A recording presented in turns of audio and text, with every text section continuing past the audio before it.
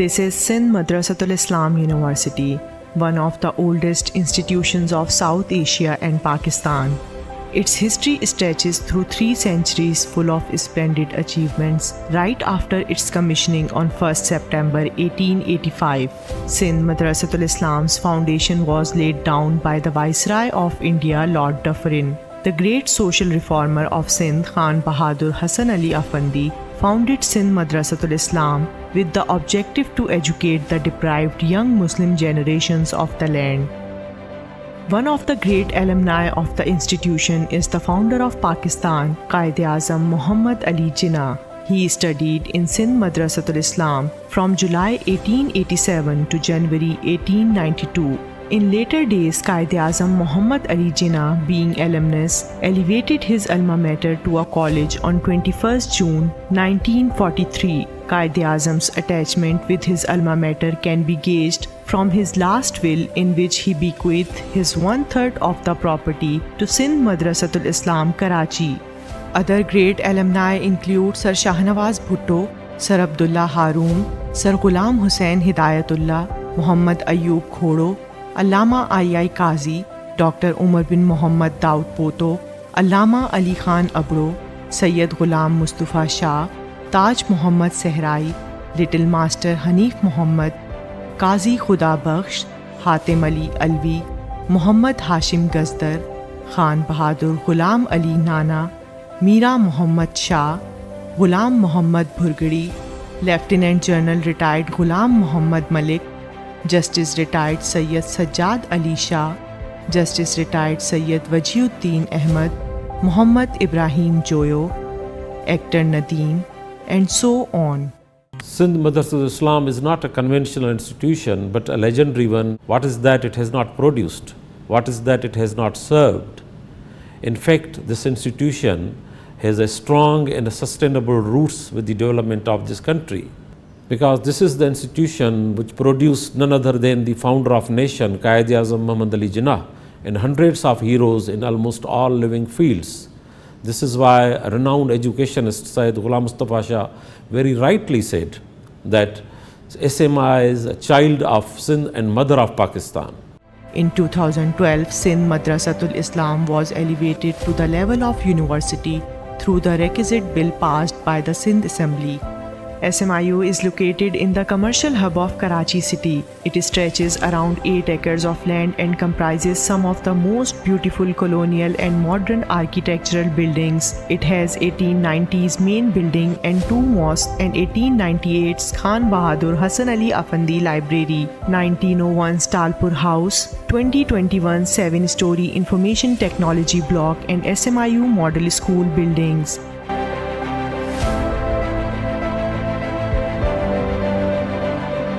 Today, SMIU is one of the top quality education imparting institutions of Pakistan. It imparts modern education to its students in BS, MS, and PhD disciplines in morning and evening shifts. It has 10 departments, namely Computer Science, Software Engineering, Artificial Intelligence and Mathematical Sciences, Business Administration, Accounting, Banking and Finance, Media and Communication Studies, Social and Development Studies, English, Linguistics and Literature, Environmental Sciences and Education.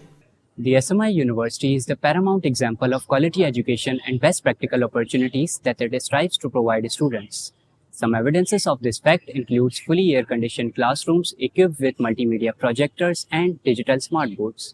The university's library, named after Khan Bahadur Hassan Ali Afandi, is a historic building built in 1898 that symbolizes knowledge, achievement and struggle. It has a vast collection of books, research journals and encyclopedias. A digital library has also been set up which has more than hundreds of thousands books. Similarly, another modern library named after SMI's Allama I.I. Qazi is set up in the IT block. SMI University envisions to enter into paperless era. Therefore, campus management system has been introduced to digitalize all the departments including examination and admissions. The students have been given their individual accounts who can access their academic records. To keep the faculty and students aware and connected with the world, entire campus is covered by Wi-Fi. To polish the skills of the students and to provide them industry-based experience, SMIU University has modern television studio which records the programs prepared by the students under the guidance of Media Training Center. Stand by. 3, 2, 1, cue. Currently, it is being aired through its own website, can be accessed at www.smiu.tv. FM radio station is also part of this endeavor to enhance the skills of the students. Sindh Madressatul Islam university के campus radio FM 96.6 के साथ मैं हूं आपकी मेजबान दीबा इरशाद. It is aired at the frequency of 96.6 and can also be accessed at www.smiu.fm. The university has also Jinnah Museum, which contains the educational records and possessions of Father of the Nation Quaid-e-Azam Muhammad Ali Jinnah. Along with other resources, SMIU houses Sir Shahnawaz Bhutto Auditorium, which is equipped with 150 square feet, large SMD video wall and high-tech surround sound system for film screening and presentations. A multi-purpose Senate Hall of the university is utilized to organize lectures by renowned scholars from all over world in person and through video conferencing. Sindh Madressatul Islam University has developed most modern research and computer laboratories in its all academic blocks to facilitate faculty members and students in their research work. The university has a fleet of points for students and staff for comfortable and easy access for daily commuting from and to the SMIU. In order to strengthen educational bonds, promotion of research, healthy debates, to raise questions and to give suggestions in answer of those questions, SMIU regularly organizes national and international conferences, seminars, lecture programs and thought-provoking debates. Sindh Madressatul Islam University has set a trend in the country by organizing first ever Global Research Congress with 5 international conferences under one umbrella. SMIU has always emphasized on the quality research work, and which is why most of the research publications of the faculty in the national and international journals have seen significant growth in last 3 years. Likewise, SMIU faculty has been working on number of research projects funded by different government organizations. It is a great achievement that 3 research journals of SMIU have been categorized by the Higher Education Commission of Pakistan, and these are Sindh Journal of Linguistics, Journal of Sustainable Environment, Journal of Social Sciences and Media Studies. Under the National Expansion Plan of Punjab IT Board, SMIU has established National Incubation Center and Business Incubation Center in collaboration with HEC to nurture entrepreneurial skills of young businessmen.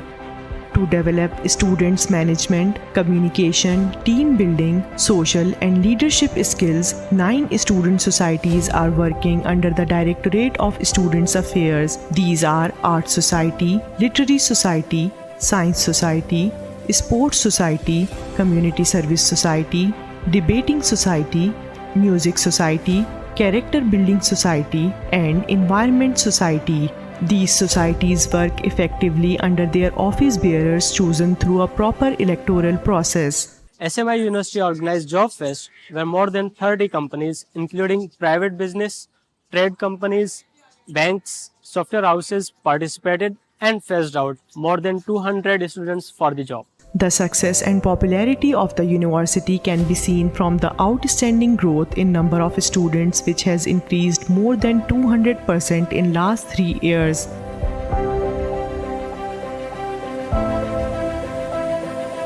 SMI University is in process of establishing its world-class campus over 100 acres of land in Education City in Maleed near DHA City.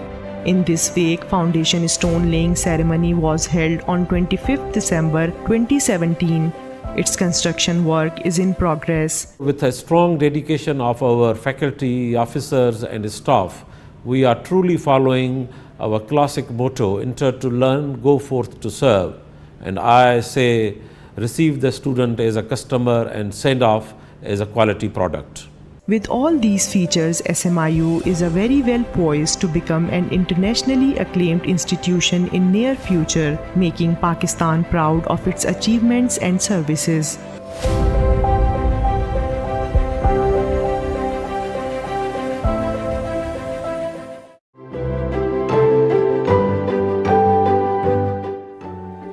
those selfless persons who transformed the society into better one and educated the nation are remained alive forever. Khan Bahadur Hassan Ali Afandi was one of them, who is considered a great visionary and social reformer of Sindh. Life story of Khan Bahadur Hassan Ali Afandi is full with his tireless struggle and great achievements. The period in which he arose to the stage of advocacy for rights of Muslims was not favorable to Muslims of the land. British had annexed Sindh in 1843. Other communities took advantage of this change and dominated in all spheres of life. These conditions compelled Hassan Ali to take active part to bring the Muslims in the mainstream of the state affair. Subsequently, in the British Raj, he not only reached to a position of successful advocate, politician and great supporter of Muslim cause of the region, but he laid the foundation of modern education in Sindh by establishing Sindh Madressatul Islam in Karachi city on 1st September 1885. Born on 14th August 1830 in an educated family of Akhund Memon of Hyderabad, Sindh, Hassan Ali Afandi became orphan in his childhood when his father Muhammad Ehsan was passed away. Thereafter, Hassan Ali Afandi's elder brother Mia Umaid Ali fulfilled his responsibility by grooming his brother. He was provided basic education of Arabic and Persian at a local level. Hassan Ali Afandi started his practical life by getting a job of clerk in the office of Deputy Collector of Nowshera Feroz Division. That job laid a foundation stone of his successful career. In Deputy Collector's office, he learned English language from his colleague, as he was understanding that in the British rule, no one could achieve any position in the country without knowing English language. Thereafter, Hassan Ali Afandi assumed another job of a munshi at the Indus Flotilla at Jhirak, near Thatta. His duty was to keep the record of wooden material being loaded in boats from the Jhirak port of the Indus River. Over here, Chief Judge of Karachi District Court Mr. Middleton met with this talented young Muslim. After a brief conversation with Mr. Middleton offered him a job of translator and spokesperson in the District Court, Karachi. He accepted the offer and joined the third job of his life in District Court, Karachi. District Court was not his last destiny, so he studied law books and got ample knowledge of the law. After observing Hassan Ali Afandi's knowledge of law, Mr. Middleton gave him a certificate of law practice without getting his formal examination. With this achievement, he became the first Muslim lawyer of Sindh. Then he started law practice in Hyderabad and Karachi. In the age of 50 years, Hassan Ali Afandi founded an organization named Anjuman-e-Islam in 1880 for the support of Muslims. Also, he joined another organization named Sindh Sabha. In 1881, Hassan Ali Afandi became a councillor of Karachi municipality and remained on same position till 1887. Again, he contested for the councillorship, but his opponent Naginder Gupta was succeeded. Despite that, he was nominated as a member of the municipality. In the same year of 1981, he was elected as a member of the Bombay Legislative Council on the seat of landlords of Sindh. In 1884, he left the Sindh Sabha on the account of his differences with Dayaram Giddumal, who was leading the Sindh Sabha. Hassan Ali Afandi had enrolled his sons Ahmad Ali and Akbar Ali at the Muhammadan Anglo-Oriental College, Aligarh, which was established in 1875. In this connection, when Hassan Ali Afandi visited Aligarh College, he met with its founder Sir Syed Ahmad Khan and discussed him on the idea of establishment of a modern school for Muslims of Sindh. Sir Syed Ahmad supported his idea and suggested him that after school, he must establish a college and then university. To accomplish the noble cause of establishment of Sindh Madressatul Islam, Hassan Ali Afandi held meetings with his friends, and after agreeing upon the idea, he formed the Sindh Muhammadan National Association and the Sindh Madrasa Board. he was nominated president of both the bodies. Now Hassan Ali Afandi started to visit nooks and corners of Sindh and other parts of the British India to collect donations for establishment of the school. At the same time, he faced bitter opposition from some bigotries as they were not in favor of establishment of a modern school with English medium.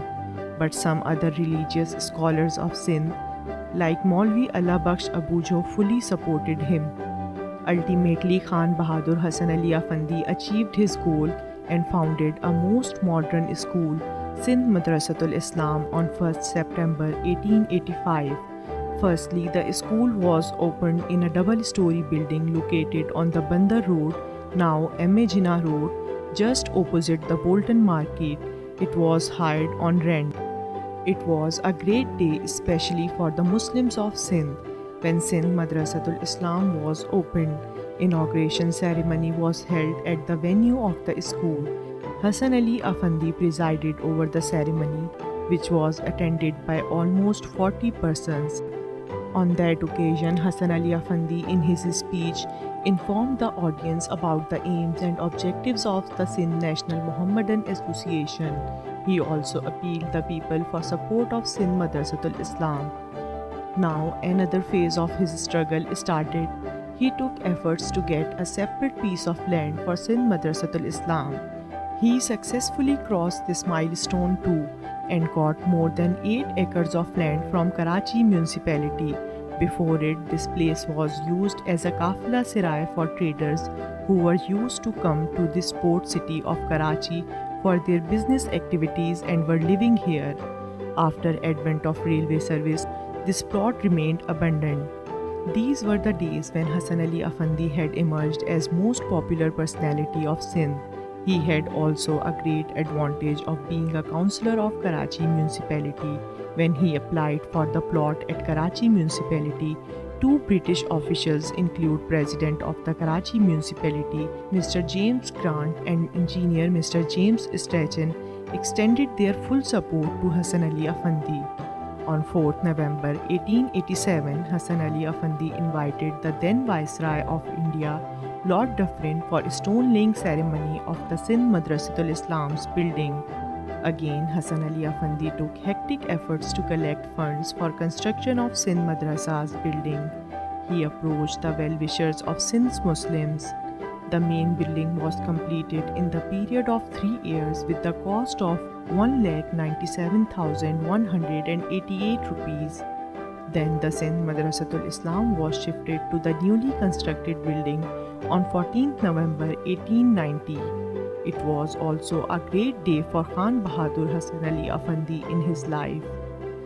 The British government, while recognizing his services for promotion of modern education in Sindh, gave him title of Khan Bahadur in 1888. Khan Bahadur Hassan Ali Afandi also received the titles of Afandi and Bey Majidi from the Sultan of Ottoman Empire, Sultan Abdul Hamid II, for his support to the Ottoman Empire in Russo-Turkish War. During the war, Mr. Afandi had collected donations from British India and had sent these to Turkish government. Sultan of Turkey had also nominated Khan Bahadur Hassan Ali Afandi as the Turkish Consul General in Karachi in 1889 with the approval of the Queen Victoria. Hassan Ali Afandi added 2 more buildings to SMI. One of them was of the Sunni Mosque and the second was Shia Mosque. These were built in 1893 and 1894. Quaid-e-Azam Muhammad Ali Jinnah had also remained a student of Sindh Madressatul Islam in the presence of Hassan Ali Afandi from 1887 to January 1892. That is why we can say that Quaid-e-Azam Muhammad Ali Jinnah would had seen and listened to Khan Bahadur Hassan Ali Afandi on many times.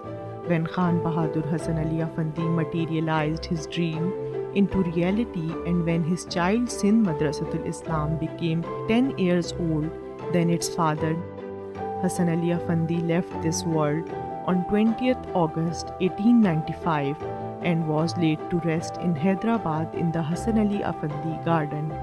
Khan Bahadur Hassan Ali Afandi now enjoys an immortal life and the nation always presents him a great tribute in multiple ways. His planted sample of Sindh Madressatul Islam now has become university today, which gives more recognition to the services of this great man, Khan Bahadur Hassan Ali Afandi. Sindh Madressatul Islam University has established a corner of Hassan Ali Afandi in its Jinnah Museum, where some important relics of Hassan Ali Afandi are displayed.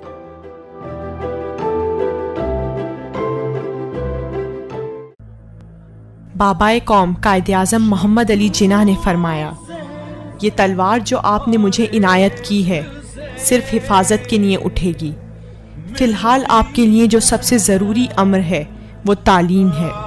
علم تلوار سے بھی زیادہ طاقتور ہوتا ہے. جائیے اور علم حاصل کیجیے.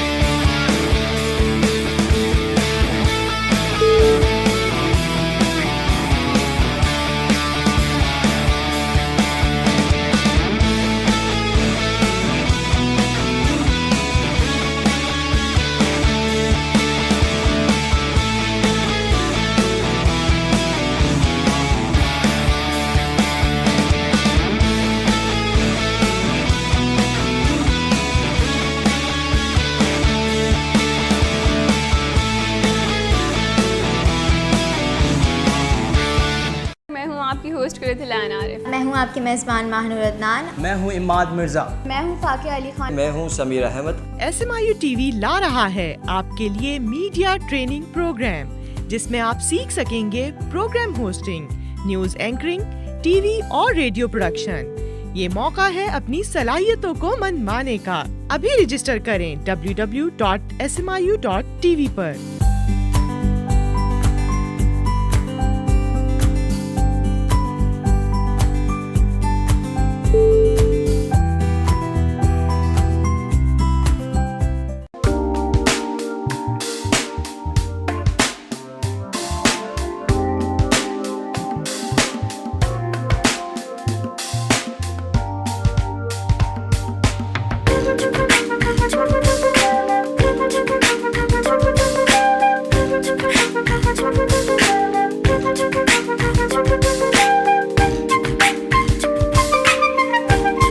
सिंध मदरसतुल इस्लाम यूनिवर्सिटी के directorate of broadcasting and media training centre के ज़ेर एहतमाम फ़ोटोग्राफ़ी वर्कशॉप का इनेकाद किया गया, जिसका बुनियादी मकसद तलबा को प्रोफेशनल फ़ोटोग्राफ़ी स्किल्स से रोशनास कराना था।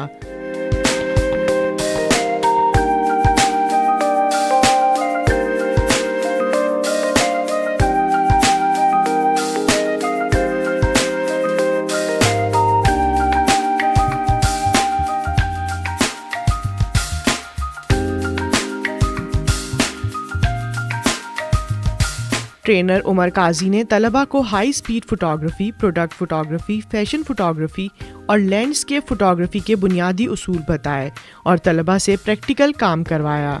वर्कशॉप के इख्तिताम पर शुरका में सर्टिफिकेट्स भी तकसीम किए गए।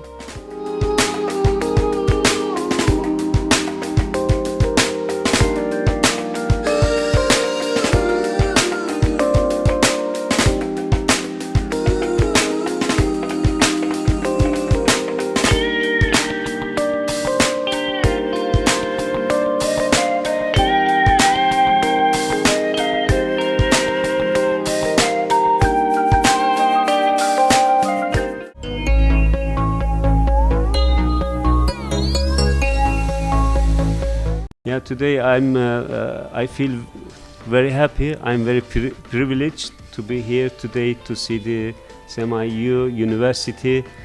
I have seen the traces of the founder of the nation, Muhammad Ali Jinnah, and then as well as the founder of this university, Hassan Ali Effendi. It's really given me immense pleasure to witness, to see the place on the spot, personally with my own eyes. It's marvelous to be here. We call it brotherly relations because we are brothers, and then our relation is very deep and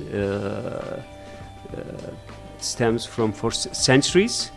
It's not, this year we are now celebrating the 75th of our diplomatic relations, but our relations did not start 1947. It starts for centuries ago, so we have very deep-rooted brotherly relations, and it is very unique, and it has no description, it is something from heart to heart. So we are one body and two hearts but one soul.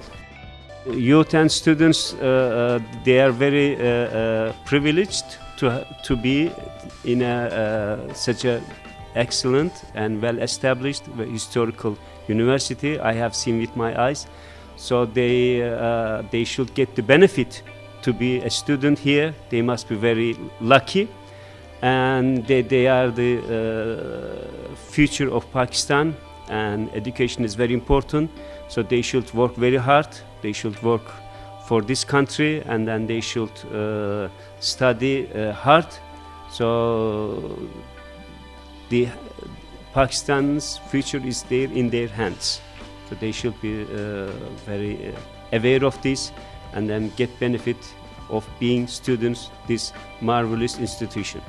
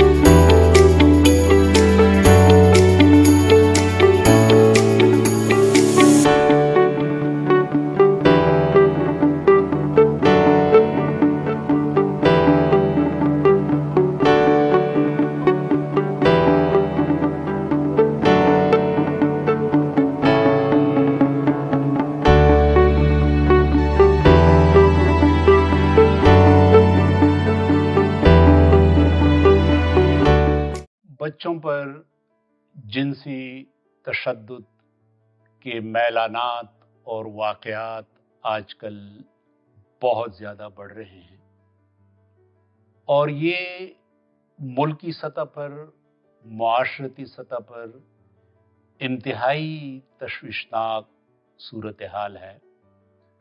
ज़रूरत इस बात की है कि जहाँ हुकूमत और रियासत इस सिलसिले में इक़दामात कर रही हैं, इसी तरीके से मुआशरा और बिलखुसूस वालिदैन भी इस मसले की हसासियत का इदराक करें और वालिदैन ये देखें कि अगर बच्चा सहमा हुआ महसूस हो रहा है, अगर बच्चा एक किस्म की हरासियत का एहसास कर रहा है, तो उसको एतमाद में लिया जाए और ये कोशिश की जाए कि उसकी असल सूरत हाल मालूम हो और फिर उसके मसले का तदारुक हो। मुआशरे के अंदर बिलखुसूस महल्लों और गलियों के अंदर ज़रूरत इस बात की है कि पड़ोसी और मुख्तलिफ लोग इस बात को यकीनी बनाएं कि उनके महल्ले में, उनके माहौल में, उनके आसपास कोई अजनबी या कोई मशकूक बंदा तो आ या जा नहीं रहा। अगर हम सब मिलकर कोशिश करें तो हमें उम्मीद है कि जिनसी तशद्दुद के ये वाक़यात ख़त्म हो जाएंगे और एक हम खुशहाल माशरे और महफूज बच्चों के माहौल की तरफ सफ़र कामयाब बना लेंगे। वज़ारत इंसानी हकूक़, हुकूमत Pakistan. Honorable Madad Ali Sindhi Saab, Federal Minister Education, His Excellency my brother Jamal Sangu, Consul General, Turkey Consul General at Karachi, Dr. Tariq Rafi, Chairman, Sindh Higher Education Commission, our keynote speakers, Janab Javed Jabbar Saab, Madam Mohtarama Akbar Rashidi Saiba, Professor Ejaz Qureshi, and Dr. Subhash, distinguished Vice Chancellors, distinguished guests, ladies and gentlemen, print and electronic media, my learned deans, faculty, academic advisor, officers and students, a very warm welcome at this historical institute. We have been celebrating this institute's birthday on every 1st September. This year, the purpose has been divided into two segments. Over the time of 3 years, I realized that besides the history of this historical institute, we shall not forget the services and the importance of a person behind it who is no more than other than Khan Bahadur Hassan Ali Afandi. So in a way, we are celebrating this Foundation Day to salute the services of Khan Bahadur Hassan Ali Afandi. Now you just saw our documentary on Hassan Ali Afandi, and I really appreciate the efforts of our Media Training Center and the Public Relations Department for making this documentary, which was long awaited, to be very honest. And I came to know this is the first documentary ever produced on Hassan Ali Afandi. No doubt that is responsibility of this institute, responsibility of all of us. But I must say that this should have been highlighted long time ago. In the same way, I always say the importance of this institute. You saw, and we had one documentary also on the university, but because of the time constraint, I skipped that. But just to let you know that this institute is just 10 years younger than Anglo-Oriental College, which was established by Sir Syed Ahmad Khan, and now it is called Aligarh Muslim University. That was established in 1875, and we established this institute in 1885. So it's just 10 years. But it is significant to observe that that Oriental College became university in 1920, just after its 45 years. And it took 137 years to make this institute a university. Even if I started from the existence of Pakistan, then even it took around 65 years to have this university. I would have, and at any time, the people who are behind must have realized the importance of this institute. मैं तो ये कहूँगा कि जब पाकिस्तान बना तो अगर सबसे पहले यूनिवर्सिटी बननी चाहिए थी पाकिस्तान में तो वो ये इदारा होना चाहिए था, क्योंकि हम जब कहते हैं कि ये इदारा वो इदारा है जिसने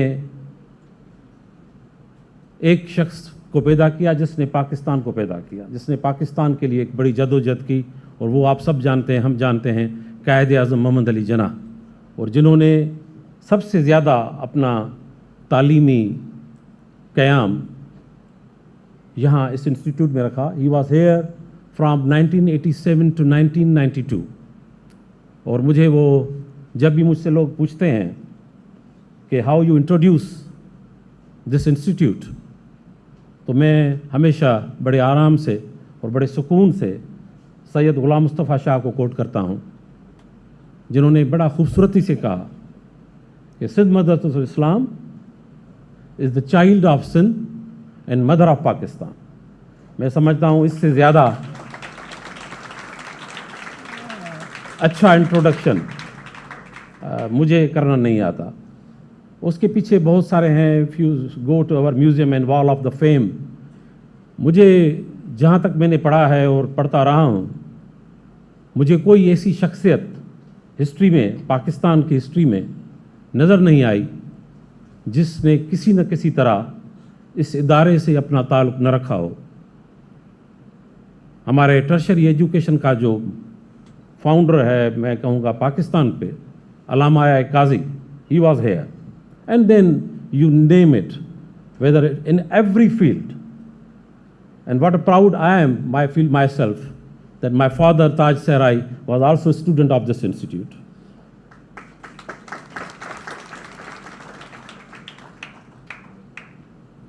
Now coming back to the, क्योंकि हम अपना एक सालगिरह भी मना रहे हैं, तो I thought के let me share with you some glimpses and some achievements which we have achieved in last 3 years particularly.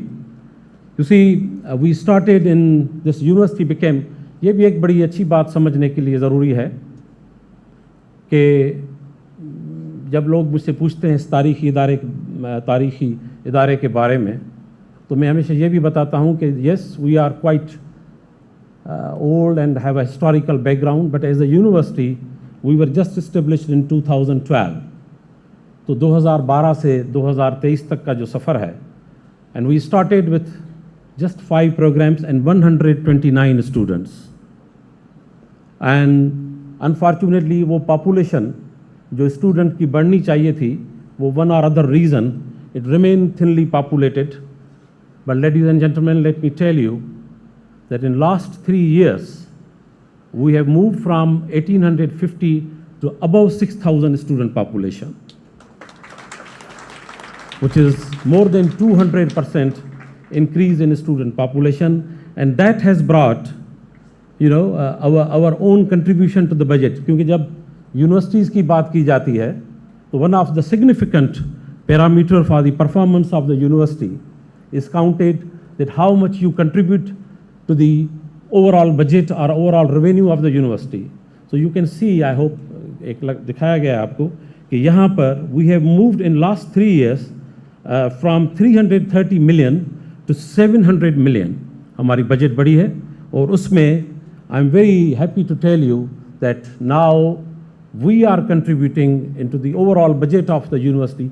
46% comes from our own contribution of. Similarly, if we talk about our development projects, so Alhamdulillah, in last 3 years, we have been able to complete a huge project of IT building, a new school building, Sindh Madressatul Islam school building, University Development Office, Ibrahim Mullah Research Lab. Let me tell you, ladies and gentlemen, Dr. Ibrahim Mullah is our alumnus, and he visited us 2 years ago, and he contributed a significant amount for the establishment of this wonderful research lab. तो वो हमने अभी अपनी research lab वहाँ पर रखी है. We have renovated cafeteria. We have established youth development center. We have been in coordination with EFT. We have renovated our Talpur house, a 1906 old years, building from 1906. We have established a national incubation center, which is like there are only 3 national incubation centers established by the federal government in collaboration with the government of Punjab and government of Sindh. और 3 जो national incubation centre यहाँ बने हैं, उनमें से एक IBS Sukkur, एक at Jamshoro, and the one is in Karachi at Sindh Madressatul Islam university. और आपको खूबसूरती इसकी यह है क्योंकि आजकल हम 21वीं सदी की चैलेंजिंग सेंचुरी में मैं कहता हूँ हैं, और हमें अपने स्टूडेंट्स को सेल्फ सफिशिएंट करना है. They shall be job providers instead of job seekers. And अल्हम्दुलिल्लाह, लेट मी टेल यू, और ये जो सेंटर है ये सिर्फ सिंध मदरसतुल इस्लाम के बच्चों के लिए नहीं है. It is for the entire province. Anybody can come here and make a group and make to start a business. And let me tell you a success story of that there has been 30 companies which were registered by the students, and ladies and gentlemen, let me tell you that they have earned 30 million rupees under those projects. And I appreciate the efforts of particularly Director Oric and his team for maintaining and sustaining that institute at SMIU. Ladies and gentlemen, let me tell you, जब हम university की बात करते हैं, or to be very honest, when I was moving from Tandojam to Karachi, and I think most of the people sitting here all know that how much difficult these old universities are to run. So I remained there for 7 years. My successor, Dr. Murray, is smiling और मुझे देख रहे हैं. It's very difficult to run these conventional and old universities because of the many issues. तो मैं 7 साल वहाँ vice chancellor रहा, and then I was coming here, and I realized that let's have a good time and have some relaxation. लेकिन जब मैं यहाँ आया, yes, it is a very historical institute, but the only thing which was lacking and which was very important was a research culture. Though we were just at the time like 8 years old, मगर हमारा जो research culture था वो proper develop नहीं हुआ था. तो I and my team, and I am really happy, particularly my faculty, my deans, we all came together, and मैं आपको बताता चलूँ कि इस वक्त हमारे पास 17 masters and PhD programmes are being recognised by the higher education commission, और उसमें से 9 प्रोग्राम हमने लास्ट 3 इयर्स में रिकग्नाइज करवाए हैं. Similarly, we all know the contribution of the research journals into the research society and into the research environment of the university. तो वहाँ पर भी हमने अब हमारे अपने यूनिवर्सिटी के जो हैं वो 7 रिसर्च जर्नल्स हैं, जिनमें से 4 रिसर्च जर्नल्स हमने लास्ट 3 इयर्स में प्रोड्यूस किए हैं. Then research projects, they were very minimal, like our faculty had just 2.9 million research projects at that time, and now alhamdulillah we have 27.2 million research projects are on the way, and they are being implemented at the university. We had a wonderful global research congress, under which we started a new trend in this part of the world by having a parallel 5 international conferences under the Global Research Congress. And not other than that, we have organized first job fair here, क्योंकि बच्चों को हमें job opportunities देनी है. और by having this first job fair, we had almost 100 companies.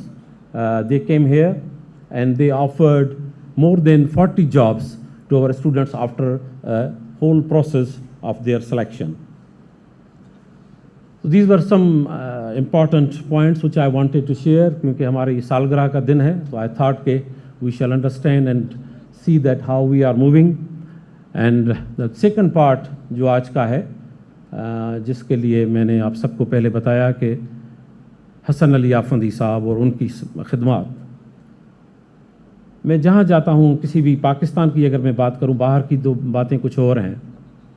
But wherever I move around and I introduce myself as a Vice Chancellor, Sindh Madressatul Islam, तो दो चीज़ें डेफिनेटली की जाती हैं कि ये बड़ा ज़बरदस्त इंस्टीट्यूट है, इसने पाकिस्तान के लिए ये किया वो किया.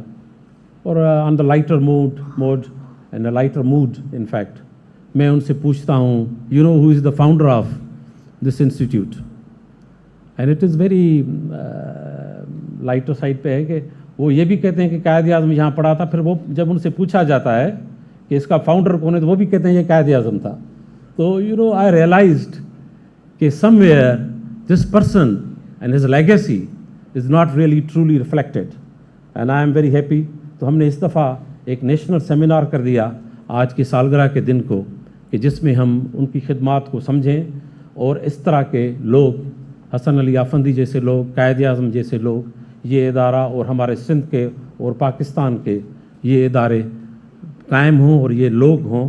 तो इसलिए हमने ये भी सेमिनार, और I am very much thankful कि हमारे जो भी 5 की नोट स्पीकर्स हैं, महताब राश्ती साहिबा, जावेद जब्बार, प्रोफेसर एजाज कुरैशी, हमारे doctor Subhash, they were 2-3 more resource persons and as a keynote speakers. For one or other reason they could not make it. मगर ये हमारे साथ शेयर करेंगे. मैडम ने सुबह मुझे कहा कि अब ज़्यादा नहीं बताओ, मैंने वैसे ही होमवर्क कर लिया है. तो आई होप कि इंशाल्लाह वो चीज़ें और मेरी तकरीर के बाद हाईलाइट होंगी और मैंने होपफुली आपकी चीज़ें बता नहीं गई. Thank you. हमेशा वो बड़ा मुनीर नियाज़ी की बड़ी 1-2 लाइनें मुझे पसंद हैं. वो कहते हैं कि हमेशा देर कर देता हूँ, किसी को ढारस बंधानी हो, किसी के पास जाना हो, हमेशा देर कर देता हूँ. मेरी एक बुरी सी आदत कह लें कि मैं तकरीर ख़त्म करके चला जाता हूँ और लोगों को थैंक्स नहीं कहता, हालांकि उनको पता है कि मैं इनके लिए कितना खुश और प्राउड हूँ. मगर मैं कहने का आज कुछ कर्ज उतार ही दूँ. तो let me tell you that behind this whole, and इंशाल्लाह after completion of this event, you will witness that there has been a huge contribution behind organization of this institute. So let me say and identify some departments of this university which have really played a significant role since last 1 month. They have been putting all of their efforts. Particularly you saw अभी हमने 2 documentaries बनाई हैं. In fact एक हमारी जो आपने देखी हसन अली आफंदी साहब पर, और दूसरी हमारी अपनी यूनिवर्सिटी की डॉक्यूमेंट्री को हमने अपडेट किया है. तो इसके लिए मैं चाहूँगा आप सब की तालियों में हम उनको अप्रिशिएट करें. The media training centre and public relation department. Then ये पूरी जो ऑर्गेनाइजेशन हो रही है वो हमारी under the directorate of student affair हो रही है, तो वो भी उनका एक बड़ा कंट्रीब्यूशन है. There is a registrar office which plays a huge role, directorate of IT, directorate of works and services, and everybody of us. My staff, my office जो 3 आदमियों के पर मुश्तमिल है, वो भी सारा दिन, शाम को पता नहीं जाकर क्या कहते होंगे, मगर सुबह को मेरे साथ सही होते हैं. तो I don't know what they say कि किससे पाला पड़ गया है, but I am happy and I hope they are well content. आप सबका बहुत शुक्रिया. एंड ख़ास तौर पर हमारा school.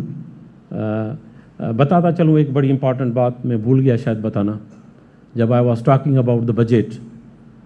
You see, when I joined this university in 2020, and I was really surprised to see that since last 8 years, and I mean from 2012 to 2020, there was a constant budget of ₹100 million from government of Sindh. and I and my team was very surprised. اور مجھے اس university سے زیادہ مجھے جو فکر تھی، کیونکہ میری ایک اپنی فیملی ہے، میرا ایک اپنا نام ہے، جیسے میں نے آپ کو بتایا میرا والد تاج صحرائی، وہ نام ہمارے ساتھ اور ہماری فیملی کے ساتھ جڑا ہوا ہے. تو when ever I move, where ever I go, I take that legacy with me and I have been always careful in discharging my duties. And جو مجھے خدشہ ہوا یہاں آ کر کہ it might be that during my time this school lose its importance، جو ہماری بنیاد ہے سندھ مدرسۃ الاسلام، کیونکہ میں نے دیکھا I don't know why the calculations were not made before، مگر جب میں نے دیکھا کہ اس اسکول کا جو خرچہ ہے وہ 100 ملین ہے اور جو ہمیں بچوں کی فیس ملتی ہے وہ 10 ملین ہے. So there was very clear defeat of 90 million. لوگ پوچھتے ہیں کہ یونیورسٹی اسکول کے لیے کیا کر رہی تھی، تو میں کہتا ہوں کہ ہر سال 90 million are being provided by from the university budget to sustain and to maintain that school and the legacy of Quaid Azam Hasan Ali Afandi.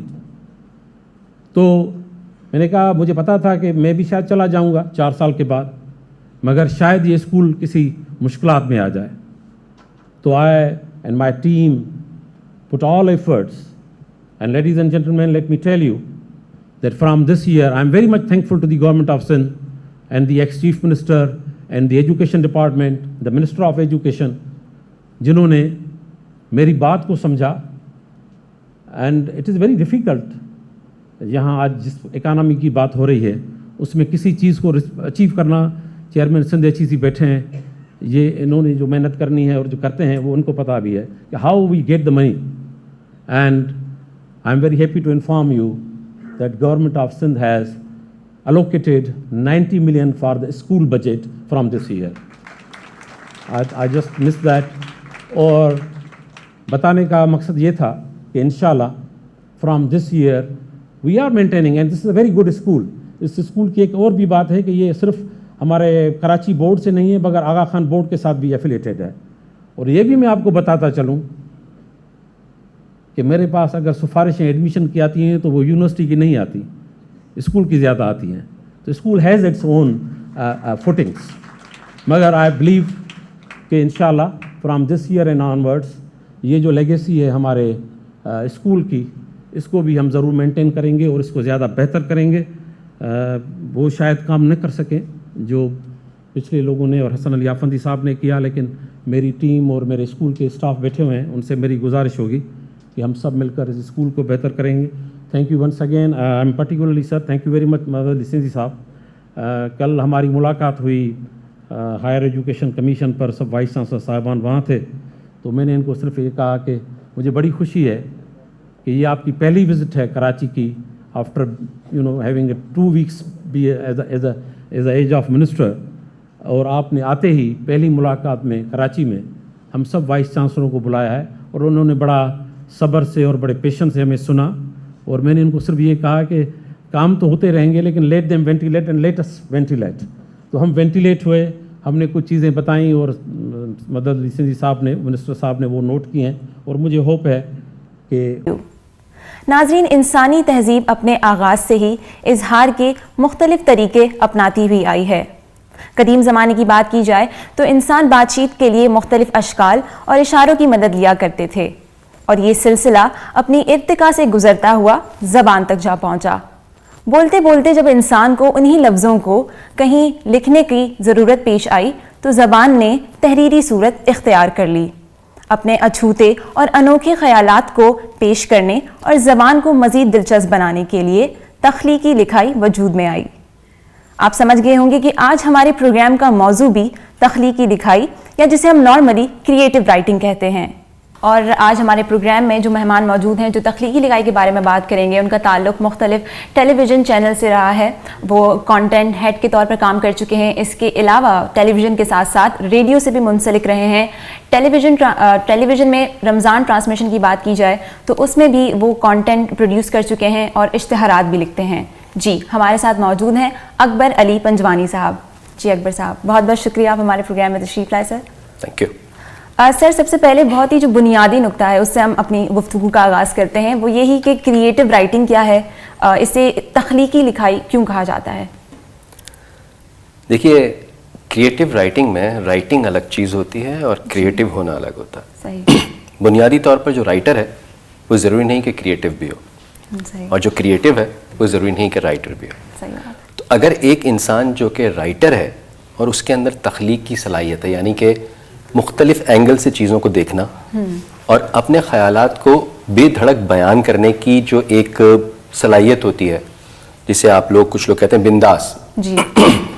عموماً ہوتا کیا ہے کہ جب آپ کا کوئی نیا خیال آپ کے ذہن میں تخلیق پاتا ہے تو موسٹلی لوگ یہ کرتے ہیں کہ خود ہی اسے رد کر دیتے ہیں، کیونکہ انہیں ایسا لگتا ہے کہ یہ تو روایات کے برخلاف ہے، لوگ اسے ایکسیپٹ کریں گے نہیں کریں گے، تو وہ اپنے اندر ہی اسے کل کر دیتا ہے. لیکن وہ جن کے اندر کریج ہوتی ہے اور انہیں ایسا لگتا ہے کہ انہوں نے آؤٹ آف دا باکس کچھ سوچا ہے، وہ چیزیں جو ہوا کرتی تھیں وہ ضرور لکھی گئی ہیں، لیکن جس انداز سے یا جس اینگل کو میں نے کریٹ کیا ہے اسے بتایا جا سکتا ہے. تو جس کے اندر یہ صلاحیت ہوتی ہے وہ آگے چل کر لوگوں کو بتاتا ہے، اور پھر اسے پسند کی سند ملنا یا پسندیدگی ہونا وہ تو بہت بات کی بات ہے، لیکن کم از کم اپنی چیز کو ڈیلیور کرنا وہ ایک بہت بڑی بات ہے. تو جہاں تک آپ بات کریں گے کریٹو رائٹنگ، یہ ایک بہت ضروری چیز ہے لکھنے والوں کے لیے کہ اسے کریٹو ہونا چاہیے، کیونکہ مکھی پہ مکھی ہر کوئی آدمی مار رہا ہے. ٹھیک ہے. اور آج کا دور یہ ہے کہ اگر آپ مختلف نہیں ہیں، پازیٹیو اینگل سے بات کر رہا ہوں، کیونکہ میں ایک جگہ ذکر ہو رہا تھا کہ کریٹو لوگ تو وہ بھی ہوتے ہیں کہ لوگوں کو کس نئے طریقے سے سزا دی جائے، ٹھیک ہے، کون سی گالی ایجاد کی جائے، ٹھیک ہے، انہیں ہم کریٹو ضرور کہیں گے، لیکن وہ ہمارے معاشرے میں، ہمارے دین میں کہیں پر بھی ان کی جگہ نہیں ہے. آپ پازیٹیولی جتنا اچھا لکھ سکتے ہو نئے خیالات کے ساتھ اور لوگوں کو پیش کرتے ہو، اور اگر اسے مقبولیت کی سند حاصل ہوتی ہے تو آپ کو لوگ کریٹو رائٹر کہتے ہیں. اور اگر آپ کو سند حاصل نہیں بھی ہوتی اور آپ چلتے رہتے ہیں اس راہ پر، جیسے کہ کریٹیوٹی کہتے ہیں، تو ایک نہ ایک دن وہ لوگ جو اس صنف کو جانتے ہیں وہ آپ کو پسندیدگی کی نظر سے دیکھنے لگتا ہے. بہتر. سر بنیادی اگر ہم صلاحیتوں کی بات کریں کریٹو رائٹنگ میں تو وہ کون کون سی ہوتی ہیں؟ کیا اسکلز ہونی چاہیے اگر آپ کو کریٹو رائٹنگ کرنی ہے؟ تو بنیادی طور پر آپ نے پڑھا ہو، کتابوں سے جسے عشق ہے. میں عموماً کہتا ہوں یا اساتذہ یا جس سے بھی ملنے جو کہ بہت علم رکھتے ہیں وہ یہ کہتے ہیں کہ نکلتا وہی باہر ہے جو اندر ڈالا جاتا ہے. بالکل ٹھیک ہے. لفظ آپ کو پڑھنے سے ملتے ہیں، خیالات آپ کو پڑھنے سے ملتے ہیں، آپ کی ووکیبلری امپروو ہوتی ہے، یہ تمام چیزیں آپ اندر ڈالتے رہیے. صحیح. ایک جگہ ذکر ہو رہا تھا کہ ہم اتنے عرصے سے پڑھتے ہیں، ہر چیز یاد تھوڑی رہتی ہے. دیکھیے جب آپ کسی موضوع پر لکھنے بیٹھتے ہیں تو آپ کے لاشعور میں وہ کتاب جو آپ نے آج سے 10 سال پہلے پڑھی ہو اس کا کوئی جملہ باہر نکل کر آتا ہے، یہ طے ہے. اچھا آپ منوان جملہ کوٹ نہیں کرتے، ایک خیال آپ کو وہاں سے مل جاتا ہے اور پھر جملہ آپ کا اپنا بنتا ہے. تو بنیادی چیز کریٹو رائٹنگ کے لیے یہ ہے کہ آپ پڑھیں، جس حد تک اساتذہ کو پڑھیں. میں تو یہ کہتا ہوں کہ اخبار پڑھیں، رسائل جو موجود ہیں وہ پڑھیں، مستقل پڑھنے کی عادت ڈالیں. اور جب آپ پڑھتے رہیں گے تو آپ کے اندر لکھنے کا شعور پیدا ہوگا، لفظ ملیں گے. اور پھر وہی بات کہ اگر آپ کریٹو ہیں، کریٹو کسی کو کوئی بنا نہیں سکتا. صحیح ہے. ٹھیک ہے. رائٹنگ اسکلز، ہاں آپ کو لکھنا آتا ہے یہ طے ہے. رائٹر تبھی کہلاتا ہے جب سے لکھنا آتا ہے.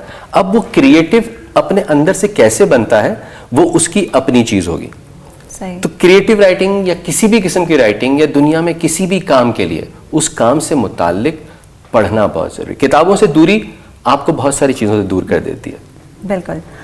سر یہ دیکھا گیا ہے کہ بعض لوگ لکھنا چاہتے ہیں اور کریٹو بھی ہوتے ہیں کافی حد تک، لیکن ایک ہیزیٹیشن ہوتی ہے ان کے اندر، وہ لکھنا شروع نہیں کر پا رہے ہوتے. تو ان کے لیے کیا مشورہ دینا چاہیں گے آپ کہ وہ اپنی اس ہیزیٹیشن کو کس طرح دور کریں؟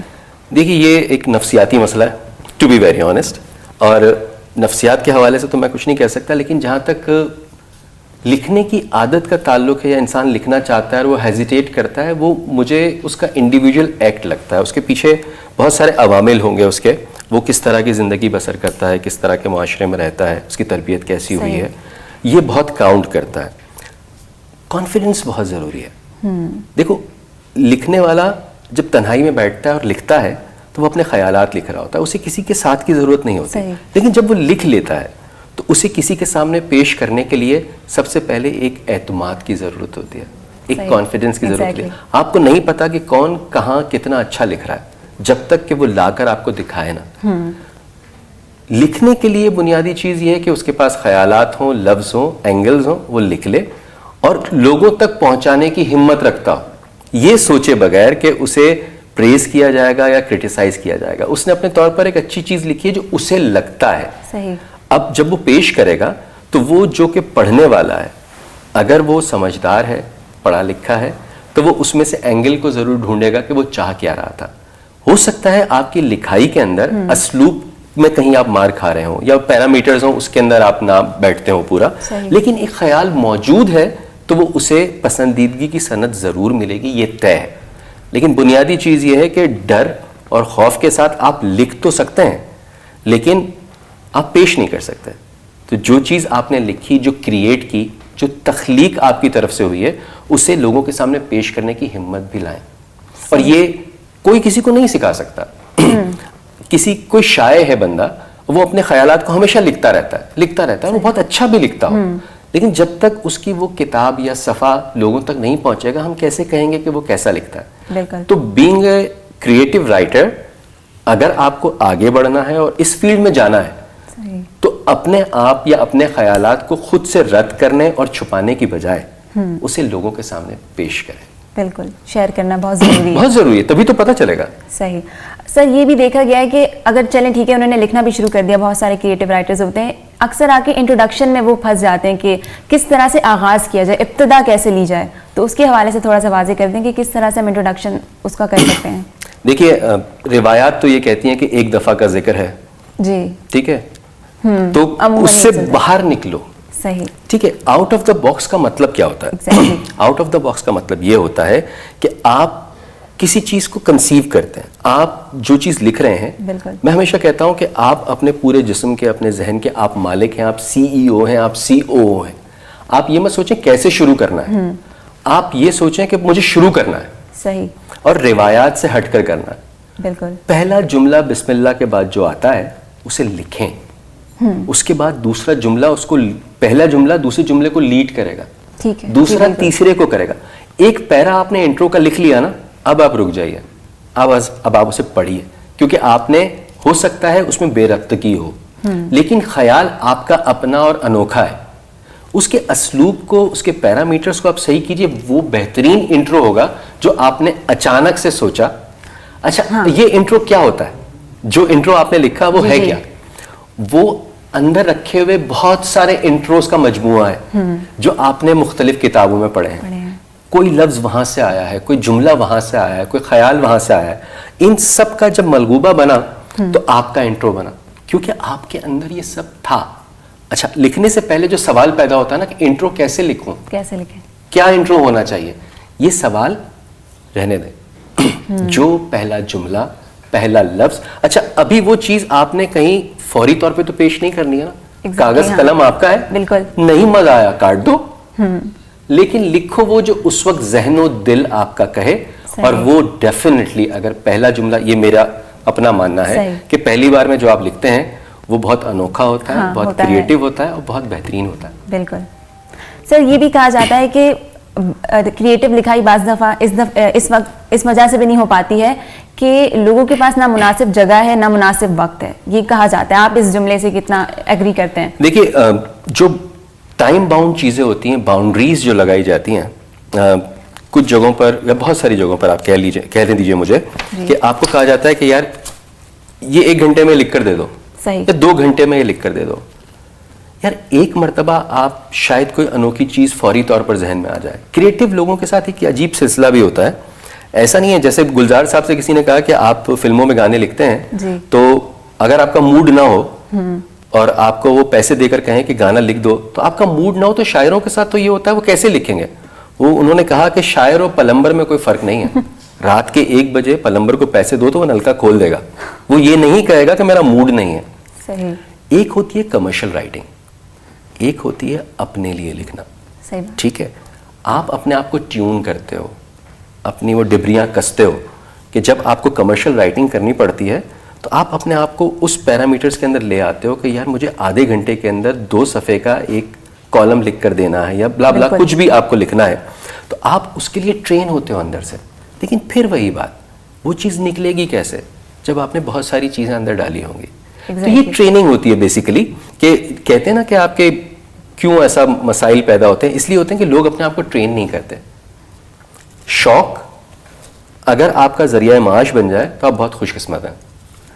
ٹھیک ہے, تو یہی ساری چیزیں ہیں کہ اگر آپ لکھائی کی طرف ہیں, آپ کریٹیو رائٹنگ, بار بار ہم کہتے ہیں نا کریٹیو رائٹنگ, دیکھو ہر بندہ جو لکھ رہا ہے نا وہ کریٹیو ہے, یہ طے ہے, کیونکہ اس نے وہ چیز کریٹ کی ہے. لیکن اگر وہ دوسری چیزوں سے مختلف نہیں ہے تو اس کا مطلب یہ ہوا کہ اس نے کوئی بہت اچھی چیز کریٹ نہیں کی ہے. ٹھیک ہے, اس نے لوگوں کو, میں عموماً کہتا ہوں کہ نئی چیز لوگوں کو روکتی ہے. آپ لکھیں, بولیں, کچھ بھی کریں, لوگ رکیں گے ایک لمحے کے لیے, کیونکہ انہوں نے وہ چیز پہلے نہ سنی نہ پڑھی تھی. اب جب وہ چیز مکمل ہو جائے گی اس کے بعد وہ سند دیں گے, اچھا تھا یا برا تھا, یا کچھ لوگ کہیں گے آؤٹ اسٹینڈنگ تھا, کچھ لوگ کہیں گے بہت برا تھا. آپ نئی چیز لوگوں کو روکتی ضرور ہے, لیکن پسندیدگی اور اپنائیت کی سند ملتی اس وقت ہے کہ جب آپ نے وہ کریٹیو چیز بہت اچھی اور مختلف لکھی ہو. ایگزیکٹلی. سر آپ یہی بات کر رہے ہیں موضوعات کی, تو ایسا بھی دیکھا گیا ہے کہ بہت سارے موضوعات پہ پہلے سے اگر کچھ تحریر ہو چکا ہے, کوئی ڈراماز بن چکے ہیں, وہ آ چکا ہے پبلک کے سامنے, لیکن اگر کوئی کریٹیو رائٹر ہے وہ چاہ رہا ہے اسی موضوع کو دوبارہ اس پہ کچھ لکھنے کے لیے, تو کس طرح اس کو وہ جدا کر سکے اور کچھ الگ لا سکے اسی موضوع سے ریلیٹڈ؟ دیکھیے, وہ اگر چاہ رہا ہے تو اس کا مطلب کہ اس کے ذہن نے کوئی پلاٹ ضرور بنایا ہوگا.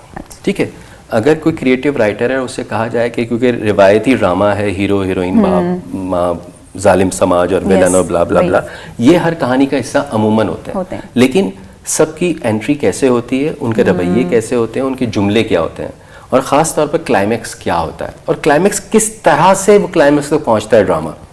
ڈرامہ ہو, کوئی کہانی ہو, جو کچھ بھی ہو, کریٹیو آدمی اینگل ڈھونڈتا ہے.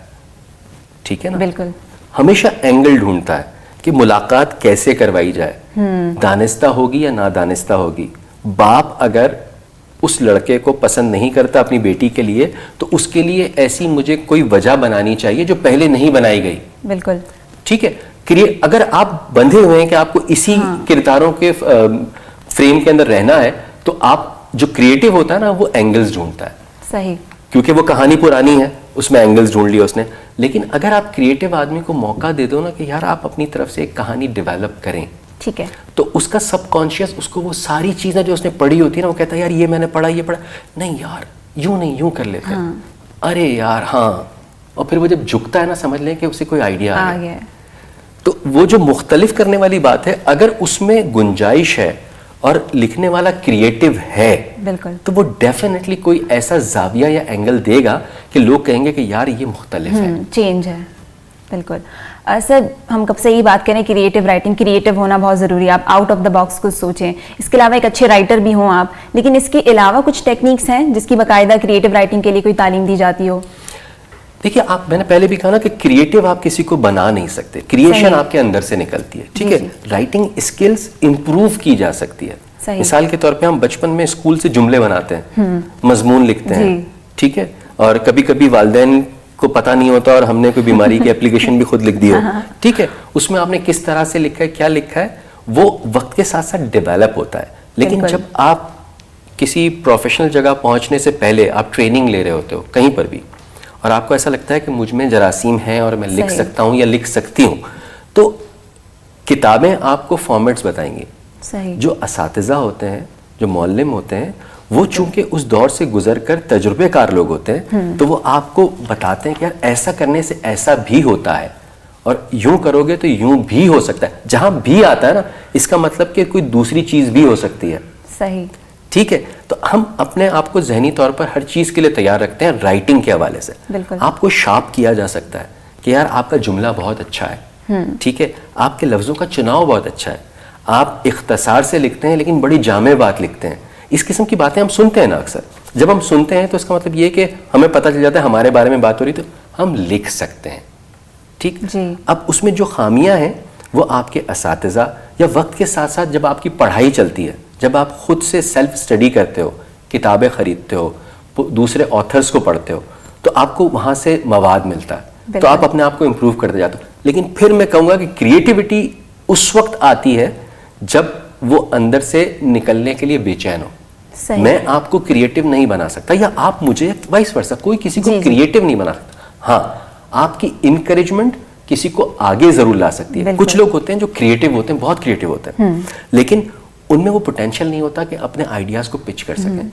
کچھ لوگ جو جن کے ساتھ وہ کام کرتے ہیں یا وہ ان کے گڈ بکس میں ہوتے ہیں, وہ ان کو اندازہ ہو جاتا ہے کہ یار یہ بہت کریٹو ہے, تو وہ اس کو پش کرتے ہیں, وہ کہتے ہیں آؤ کھلو بتاؤ. آپ انکریج ضرور کر سکتے ہو, لیکن کسی کے اندر کریٹیوٹی پیدا نہیں کی جاتی. رائٹنگ اسکلز بہتر کی جا سکتی ہیں, کیسے لکھنا ہے, کس طرح لکھنا ہے, کم لکھو زیادہ لکھو.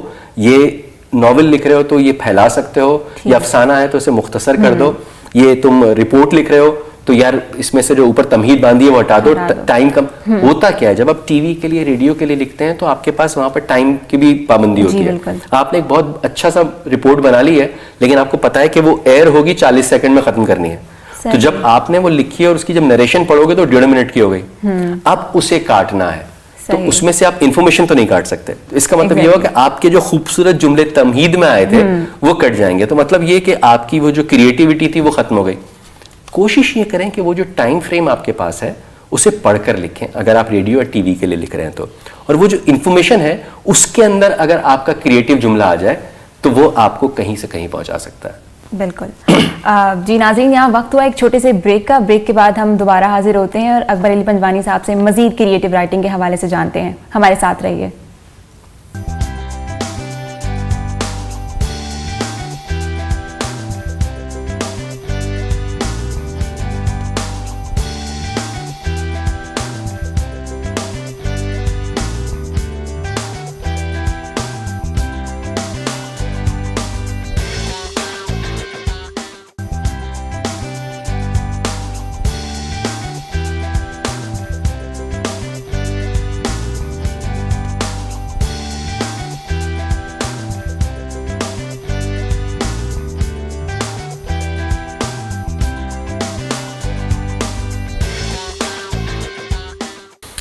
جی ناظرین, welcome back after the break. Break سے پہلے ہم بات کر رہے تھے کہ کس طرح سے اپنی رائٹنگ اسکلس کو ہم امپروو کر سکتے ہیں. ہمارے ساتھ موجود ہیں اکبر علی پنجوانی صاحب, اپنی گفتگو کو مزید آگے بڑھاتے ہیں.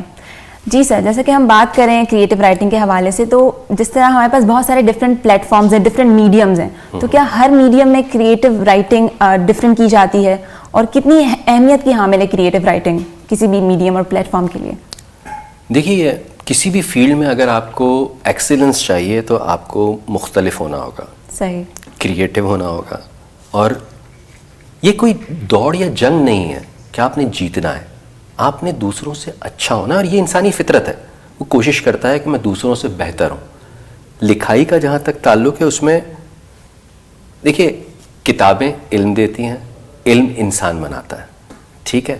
اور ہر انسان ہر شعبے میں موجود, جو پڑھا لکھا ہے, سمجھدار آدمی ہے, کسی بھی فیلڈ سے تعلق رکھتا ہو, وہ ایک تو اپنا بیہیویئر اچھا رکھتا ہے, وہ لوگوں میں الگ ہو جاتا ہے ان لوگوں کے سامنے جن کا بیہیویئر بہتر نہیں ہوتا. میں یہ نہیں کہتا کہ کوئی برا ہوتا ہے, دنیا میں سب الگ ہوتے ہیں, کوئی غلط نہیں ہوتا. وہ کن حالات میں زندگی گزار رہا ہے اور اس کا رویہ کیسا ہے, میں اس پہ نہیں جانا چاہتا. ہم بات کر رہے ہیں کہ ہر شعبے میں, ہر جہاں جہاں کام ہوتا ہے, لکھائی کا خاص طور پہ, وہ کیا الگ ہوتا ہے؟ بالکل الگ ہوتا ہے. سب کے اپنے اپنے ڈائمیٹرز ہوتے ہیں, اس کے اندر رہ کر لکھنا ہوتا ہے. ایک کہانی کار جو کہ پرنٹ میڈیا کے لیے کہانی لکھتا ہے, یا ایک اخبار میں لکھنے والا, مضمون لکھنے والا لکھتا ہے, اسے پتا ہے کہ اس کے پیرامیٹرز کیا ہیں. یہ 300 لفظوں کا لکھنا ہے, 500 لفظوں کا لکھنا ہے, وہ اپنے آپ کو اس طرح سے ٹیون ان کر چکا ہے, باندھ چکا ہے. کریٹیولی اس کو اس پیرامیٹرز میں رہتے ہوئے اپنی بات مکمل کرنی ہے. بالکل اسی طرح آپ ٹی وی ریڈیو کی طرف آتے ہو, الیکٹرانک میڈیم کی طرف آتے ہو, اس میں آپ کو پتا ہوتا ہے کہ یار یہ آڈیو ویژول دونوں ہے اور کانٹینٹ میرا چلے گا. تو جو آپ کانٹینٹ لکھتے ہو اس میں آپ کو ویژولس کو بھی ذہن میں رکھنا ہے, اور جو اس پہ وائس اوور ہو رہی ہوگی یا جو آپ کا ہوسٹ بولے گا وہ کس طرح سے اسے ڈیلیور کرے گا, تو اسے ذہن میں رکھتے ہوئے کانٹینٹ رائٹر لکھتا ہے ہر چیز کو, چاہے وہ ریڈیو میں ہو یا ٹی وی میں ہو. تو یہ الگ الگ میڈیمز ہیں, ان کی اپنی اپنی ریکوائرمنٹس ہوتی ہیں, وہ آپ اس میڈیم میں جا کر سیکھتے ہو, اپنے سینئر سے دیکھتے ہو. دیکھو کتابیں انٹرنیٹ پہ جا کر دیکھنا ایک الگ ہوتا ہے, اور پریکٹیکلی فزیکلی اس جگہ جا کر دیکھنا. ٹربل شوٹنگ ایک لفظ آپ نے سنا ہوگا. ہم مختلف جگہوں پر دیکھتے ہیں کہ بہت ہی شارپ, اسمارٹ, کریٹیو بندہ ہے, بندی ہے, جو بھی کہہ لیں, ٹھیک ہے, اور وہ جس میڈیم میں جانا چاہتا ہے وہ پہنچ گیا, اور اسے ٹربل شوٹنگ نہیں آتی, وہ بہت اچھا لکھتا ہے لیکن وہ ٹائم فریم میں نہیں رہ سکتا. اس کا مطلب یہ نہیں ہے کہ وہ برا لکھتا ہے یا وہ غلط ہے, نہیں, اسے اپنے آپ کو مولڈ زمانے کے حساب سے, if you are in professional life تو آپ کو اس پروفیشن کے اپنے تقاضے ہوتے ہیں. جتنا اچھا آپ لکھتے ہو, جتنا اچھا آپ اپنا ڈلیور کر سکتے ہو, اسی طرح آپ کو اپنے آپ کو اس ٹائم فریم میں یا ان لفظوں کے اندر باندھنا بھی آنا چاہیے. جب آپ اپنے لیے لکھتے ہو راتوں میں تنہائی میں بیٹھ کر, وہاں کوئی پابندی نہیں ہے, وہاں آپ اپنی اسکلز کو شارپن کر سکتے ہو, لیکن جہاں آپ کی چیزیں بکتی ہیں, جہاں آپ کی چیزیں آن ایئر جاتی ہیں, چھپتی ہیں, اور اس کے اپنے تقاضے ہیں, ان تقاضوں کو سیکھنا بہت ضروری ہے. تو اگر آپ پروفیشن بنانا چاہتے ہیں کریٹو رائٹنگ کو, اور جس میڈیم میں آپ جا رہے ہیں اس کے اپنے تقاضوں کو پورا کرتے ہوئے, یار یہی تو خوبی ہے, کریٹو آدمی وہی تو ہوتا ہے کہ جو اپنے آپ کو ثابت کرے کہ میں مختلف اچھا تخلیق کر سکتا ہوں, اور جن پابندیوں کے ساتھ آپ مجھ سے کروانا چاہتے ہو اس میں رہتے ہوئے بھی کر سکتا ہوں. سر میڈیمز کی بات کر رہے ہیں ہم, آپ ریڈیو سے بھی منسلک رہے, ہم نے اپنے ناظرین کے ساتھ بھی شیئر کیا, تو ریڈیو اور ٹیلی ویژن میں, ان دونوں پلیٹ فارمز میں کون سا زیادہ امپیکٹفل ہے پلیٹ فارم؟ دیکھیے دونوں کا اپنا امپیکٹ ہے, اس میں کوئی شک نہیں ہے. اب ڈیجیٹل میڈیا بھی آ گیا ہے, یہ بہت ساری میڈیمز ہو گئے ہیں جس میں آپ اپنے فن کا لوہا منوانے کی کوشش کرتے ہیں. ریڈیو میں ایک سب سے میرے دل کے قریب ریڈیو رہا ہے ہمیشہ سے, اور اس کی وجہ یہ ہے کہ جب آپ دکھائی نہ دے رہے ہوں اور آپ صرف سنائی دے رہے ہوں تو آپ کو اپنے لفظوں سے اداکاری کرنی پڑتی ہے. ایک ہوتا ہے نا کہ لفظ سن کر آپ کے ذہن میں وہ جو لفظ کہا جا رہا ہے وہ تصور میں آنا چاہیے سننے والے کے. تو ریڈیو جو ہوتا ہے وہ آپ کو بہت, جیسے تھیٹر کہتے ہیں نا کہ فلم کا یا ٹی وی کا اداکار سے پوچھتے ہیں کہ آپ کو تھیٹر پسند ہے, یہ پسند ہے, وہ پسند ہے, تو سب یہ عموماً لوگ یہ کہتے ہیں کہ ہمیں تھیٹر پسند ہے. تھیٹر اس لیے پسند ہے کہ وہ ایک تو آپ کو انر فیلنگ ملتی ہے, فوراً رسپونڈ آتا ہے. ریڈیو میں کیا ہوتا ہے کہ آپ ریڈیو شو کر رہے ہو اور آپ کو ٹیلی فون کالز کے تھرو رسپانس آنا شروع ہوتا ہے, ٹھیک. دوسرا یہ کہ ریڈیو کے اندر آپ سیلف سینسرڈ ہوتے ہو, یہ بہت ضروری ہے. آپ کا کانٹینٹ جتنا اچھا صحیح آپ شو کر رہے ہیں, لیکن آپ کو یہ پتا ہونا چاہیے کہ کون سی بات کرنی ہے, کون سی نہیں کرنی. آن ایئر جو چیز گئی واپس نہیں آتی, سو وہ ایک آپ کی رسپانسبلٹی بنتی ہے. دوسرا یہ کہ اتار چڑھاؤ لہجے کا, اس میں آر جے جو بھی آپ کہہ لیں, جو بھی پریزنٹر ہوتا ہے یا ریڈیو براڈ کاسٹر ہوتا ہے, اس کی اپنی ذمہ داری ہے, لیکن وہ اگر خود لکھ کر بول رہا ہے تو اسے سمجھ آئے گا, لیکن اگر اسے کانٹینٹ کوئی اور لکھ کر دے رہا ہے تو پھر دونوں کا جیلین ہونا بہت ضروری ہے. ٹی وی کا جہاں تک تعلق ہے, ٹی وی آڈیو ویژول دونوں ہیں, تو اس میں جہاں آپ کی کمی رہ جاتی ہے آپ کے لفظوں کی یا آپ کی ادائی کی, تو وہاں پر آپ کی باڈی لینگویج اور آپ کے فیشل ایکسپریشن جو ہیں وہ آپ کو بہت سپورٹ کرتے ہیں. تو کانٹینٹ میں بعض اوقات ہمیں یہ بھی لکھ کر دینا پڑتا ہے کہ یہاں پر جو ہے آپ نے نظریں جھکا لینی ہیں, یہاں پر آپ نے چہرے پہ مسکراہٹ لاتے ہوئے یہ بولنا ہے, برہمی کا اظہار کرتے ہوئے یہ کہنا ہے, کیونکہ اس کا ڈبل امپیکٹ ہوتا ہے. تو کانٹینٹ رائٹر کو معلوم ہونا چاہیے کہ جب اس کا کانٹینٹ اس میڈیم پہ جا رہا ہے جہاں جو میڈیم جو آپ کا کانٹینٹ پریزنٹ کر رہا ہے وہ دکھائی نہیں دے گا, تو وہ جملے مختلف دے گا, اس کو کہے گا کہ یار اس کا اتار چڑھاؤ یہ ہے. لیکن جہاں وہ ٹی وی کی طرف آئے گا تو وہاں پر اسے پتا ہے کہ تھوڑی سی لبرٹی اسے یہ بھی حاصل ہے کہ کچھ مائلیج جو ہے وہ آن اسکرین جو موجود ہے اسے بھی لینے دو, تو وہ اپنے جملے ایسے دے گا کہ اس میں وہ جو اداکارانہ صلاحیت یا پریزنٹ کرنے کا جو ایک طریقہ ہے یا اسلوب ہے اس کا ایڈوانٹیج اسے ملے گا. میڈیم دونوں ہی اپنی جگہ امپورٹنٹ ہے, لیکن اگر آپ مجھ سے پوچھیں گے تو ریڈیو, چونکہ مائک میری کمزوری ہے. صحیح. سر تھوڑا سا یہ بھی بتا دیں, کیونکہ ریڈیو ٹیلی ویژن کی بات کر رہے ہیں, تو لکھنے کا کس طرح کی لکھائی ہوتی ہے, تھوڑا سا جو فرق ہوتا ہے ریڈیو کی رائٹنگ میں اور ٹیلی ویژن کی کانٹینٹ کی رائٹنگ میں, اس کو تھوڑا سا مزید واضح کر دیں. دیکھیے ٹی وی کی رائٹنگ میں آپ کو یہ ایڈوانٹیج ہوتا ہے کہ جو آپ لکھ رہے ہیں اور جو پریزنٹ کیا جائے گا اس کے ساتھ اس کے ویژولز بھی چل رہے ہیں, تو اس میں لکھنے والے کو نسبتاً آسانی ہوتی ہے, کیونکہ جو انسان بعض اوقات ٹیونن ہے, ہم دیکھتے ہوئے سن بھی سکتے ہیں, سنتے ہوئے دیکھ بھی سکتے ہیں, ٹھیک ہے. ریڈیو کے اندر کیا ہے کہ وہ جب سن رہا ہے اور میں اس سے بات کر رہا ہوں کہ آسمان پر بادلوں کی اور دوپہر کا وقت ہے اور وہ کھڑا گاڑی میں جا رہا ہے اپنی, تو اسے بادل نظر نہیں آ رہے, آسمان دھوپ ہے, شدید برا حال ہے اس کا, اور میں بادلوں کی بات کر رہا ہوں, تو وہاں مجھے کچھ ایسے لفظ دینے ہیں, ایسا ایکسپریشن دینا ہے, اسے یہ بتانا ہے کہ دیکھو میں بات کچھ اور کر رہا ہوں, اسے ریلیٹ مت کرو اس وقت کے ماحول سے, میں کہنا کچھ اور چاہ رہا ہوں. تو وہاں پر مجھے جب لفظوں کا چناؤ کروں گا یا جہاں پر وہ لفظوں کی ادائی ہوگی وہ مختلف ہوگی. ٹی وی کے اندر لکھتے ہوئے مجھے یا جو بھی لکھنے والا ہے اسے یہ پتا ہے کہ مجھے یہ ایڈوانٹیج ہے کہ جو چیز بتائی جا رہی ہے وہ دکھائی بھی جا رہی ہے. تو اس میں وہ اگر تھوڑی سی کیئرلیسنس کا مظاہرہ کرتا ہے تو بھی چل جاتا ہے. لیکن ریڈیو میں ناٹ ایٹ آل. سامنے والے کو آپ کہہ رہے ہو وہ چیز جو اسے دکھ نہیں رہی, تو آپ کو بہت اوتھینٹک ہونا پڑتا ہے, آپ کو لفظوں کا چناؤ بہتر کرنا پڑتا ہے, اور جو اسے ڈیلیور کر رہا ہے اس کی ادائی بہترین ہونی چاہیے. صحیح. تو ریڈیو اور ٹی وی میں یہ بنیادی فرق ہے. ٹھیک ہے سر, یہ جتنے بھی میڈیمز ہمارے پاس ہیں, ریڈیو ہو گیا, ٹیلی ویژن, ان کی رسائی جو ہے ماسز تک ہے. تو کریٹو رائٹنگ کے تھرو ہم کس طرح معاشرے کی اصلاح کر سکتے ہیں, اور آئی گیس کس طرح اصلاحات ہو سکتی ہیں, کوئی چینج لا سکتے ہیں اپنی رائٹنگ کے تھرو؟ دیکھیے ہر چیز کے میں کہتا ہوں نا کہ اینگل ڈھونڈتا ہے کریٹو رائٹر جو ہوتا ہے ہمیشہ. کچھ تقاضے ہوتے ہیں. اسکرپٹ ایسا ہے کہ جس کے اندر ہم بہت ساری باتیں ایسی کر رہے ہیں کہ جو کہ معاشی مسائل ہیں یا معاشرتی مسائل ہیں, جس کو چھوتا ہوا اسکرپٹ ہے.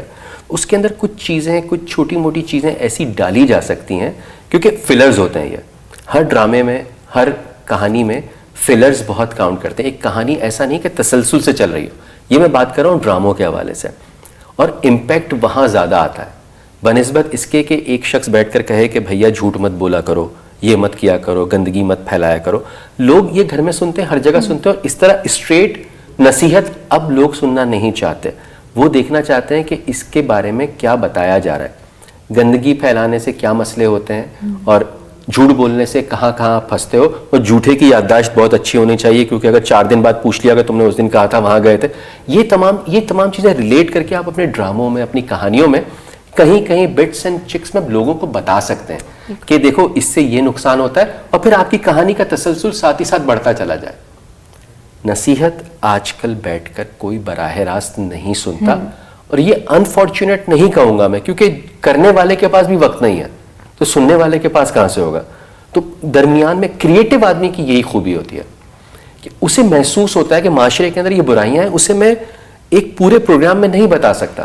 تو وہ جو ایک پروگرام میرے پاس ہے اور جس کا فارمیٹ یہ ہے, اس کے بیچ میں یہ 2 چیزیں ڈال سکتا ہوں, تو وہ درمیان میں چیزیں ڈال کر لوگوں تک یہ پہنچا سکتا ہے کہ بھیا یہ درست نہیں ہے, اس کے نتائج بہت برے ہوتے ہیں. پھر وہ ٹرن ہو جاتا ہے ڈرامے کی طرف. دیٹس دا وے. صحیح. سر پاکستان کی بات کر لیتے ہیں, بات ہو رہی ہے کریٹو رائٹنگ کی, تو کون کون سے ایسے شعبے ہیں جس میں آپ کو لگتا ہے کہ اچھی کریٹو رائٹنگ ہو رہی ہے؟ لیکن اب دیکھا جاتا ہے ہمارے ایڈز ہو گئے, کمرشلز, اور ہماری فلم انڈسٹری اب تک وہی لائک اب بینڈ ویگن, وہ بھیڑ چال کے فالو کر رہے ہیں, اور کچھ نیا کانٹینٹ نہیں دیکھنے کو مل رہا. تو اس پہ تھوڑی سی روشنی. دیکھیے کمرشلزم کے اپنے تقاضے ہوتے ہیں, ٹھیک ہے. جہاں پر پیسہ انوالو ہوتا ہے زیادہ, کمرشل فیلڈ ایسی ہے کہ جس میں پیسہ بہت لگتا ہے, کلائنٹ پیسہ خرچ کرتا ہے تو اپنی مرضی کی چیز ہی بنوانا چاہتا ہے, انٹل انلیس کہ وہ دوسرا جو پروڈکشن ہاؤس ہے یا جو میڈیا ہاؤس ہے وہ اسے کوئی بہترین آئیڈیا پہ کنونس نہ کر لے.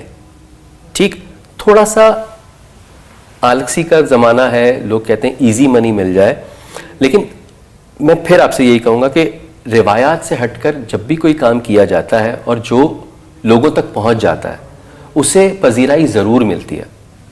جو بھیڑ چال والا سلسلہ ہے نا وہ ہے, انفارچونیٹلی ہے.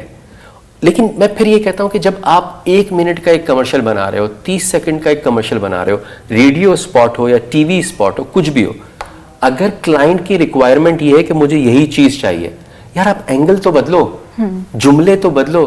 کوئی ایسی بات دیکھو, کہیں کہیں جو ہے نا کلائنٹ جملے بھی کہتا ہے کہ اس طرح کے جملے چاہیے, ٹھیک ہے, تو وہاں آپ کے ہاتھ بند گئے, آپ کچھ نہیں کر سکتے.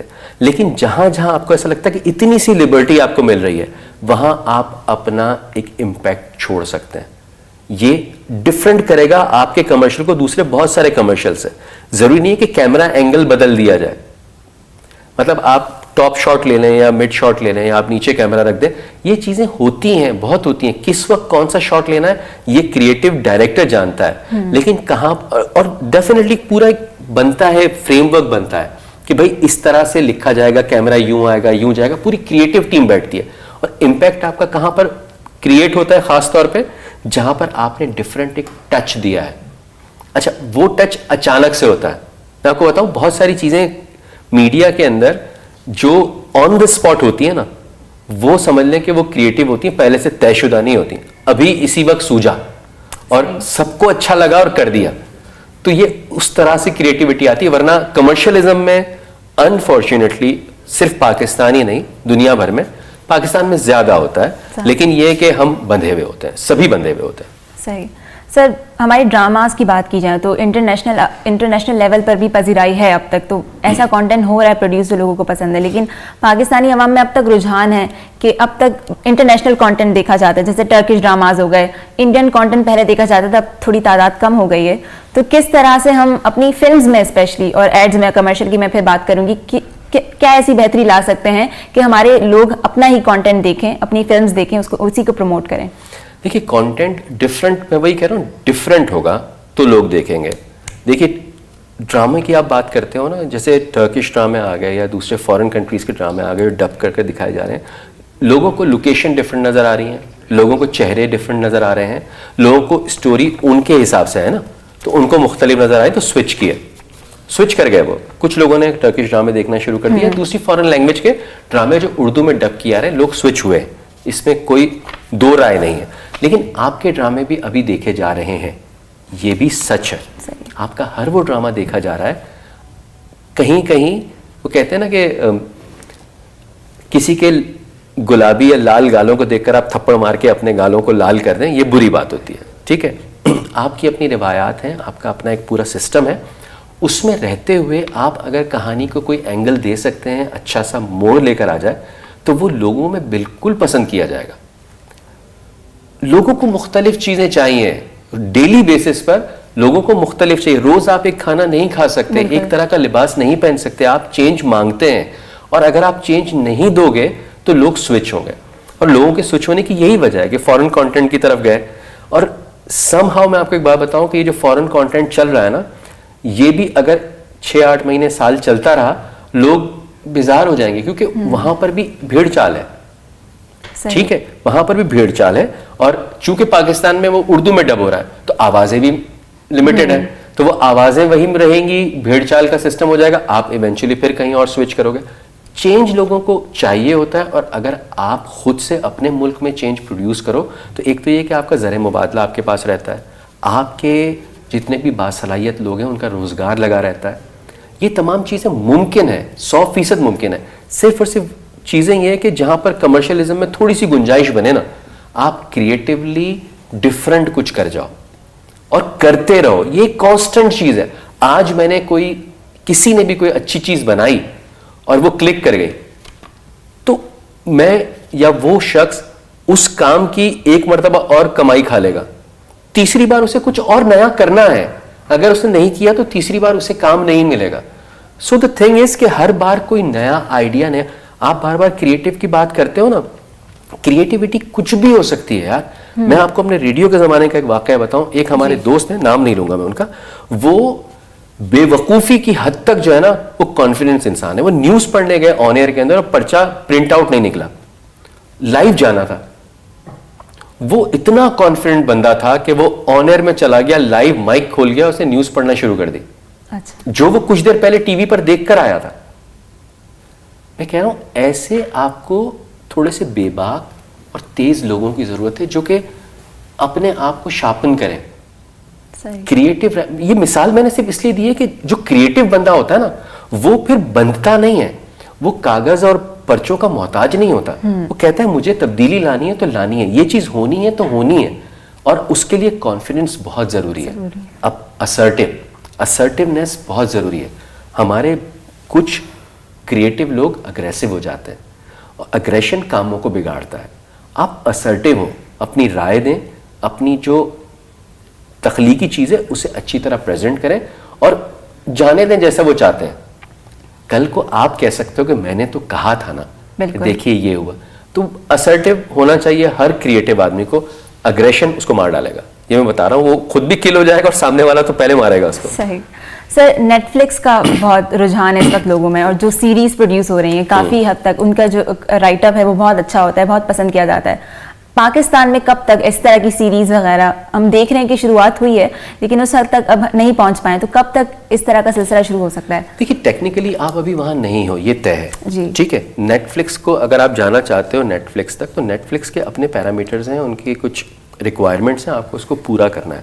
صرف کانٹینٹ نہیں, اچھا کانٹینٹ بنیادی چیز ہے, اس میں کوئی شک نہیں ہے, لیکن اس کانٹینٹ کو آپ پریزنٹ کیسے کرتے ہو, یہ ایک بیسک چیز ہے. اور آپ نیٹ فلکس کی بات کر رہے ہو, پاکستان میں نیٹ فلکس لوگ دیکھ رہے ہیں اس میں, لیکن ابھی اس کے پاس لمیٹڈ مواد ہے. ہاں اگر ہمارا پاکستانی مواد بھی اس میں آ جائے گا تو مجھے ایک بات بتاؤ, پاکستان میں تو نہیں چلے گا وہ, کیونکہ پاکستان پہ تو آ ہی رہا ہے وہ. صحیح. آپ کو انٹرنیشنل ریکگنیشن ملے گی, لیکن پھر وہی بات ہے, آپ کو ٹیکنیکلی ساؤنڈ ہونا پڑے گا, آپ کے کیمراز کو ایڈوانس ہونا پڑے گا, آپ کو لوکیشنز بہتر کرنی پڑیں گی, یہ تمام چیزیں, اور پھر ان تمام چیزوں سونے پہ سہاگا آپ کا کانٹینٹ. نیٹ فلکس جو کانٹینٹ مانگتا ہے, اور ابھی میری اپنی ذاتی رائے کہ نیٹ فلکس کے بارے میں نہیں سوچنا چاہیے, کیونکہ نیٹ فلکس پہ بہت ساری کانٹروورشل چیزیں, نیٹ فلکس مانگتا کانٹروورشل ہے. اور آپ جس ملک میں رہتے ہیں اس ملک میں آپ کوئی بھی کانٹروورشل کام کریں گے, بے شک انٹرنیشنل میڈیا کے لیے کریں یا نیٹ فلکس کے لیے کریں, ملک میں نہیں رہ سکیں گے پھر آپ. بالکل.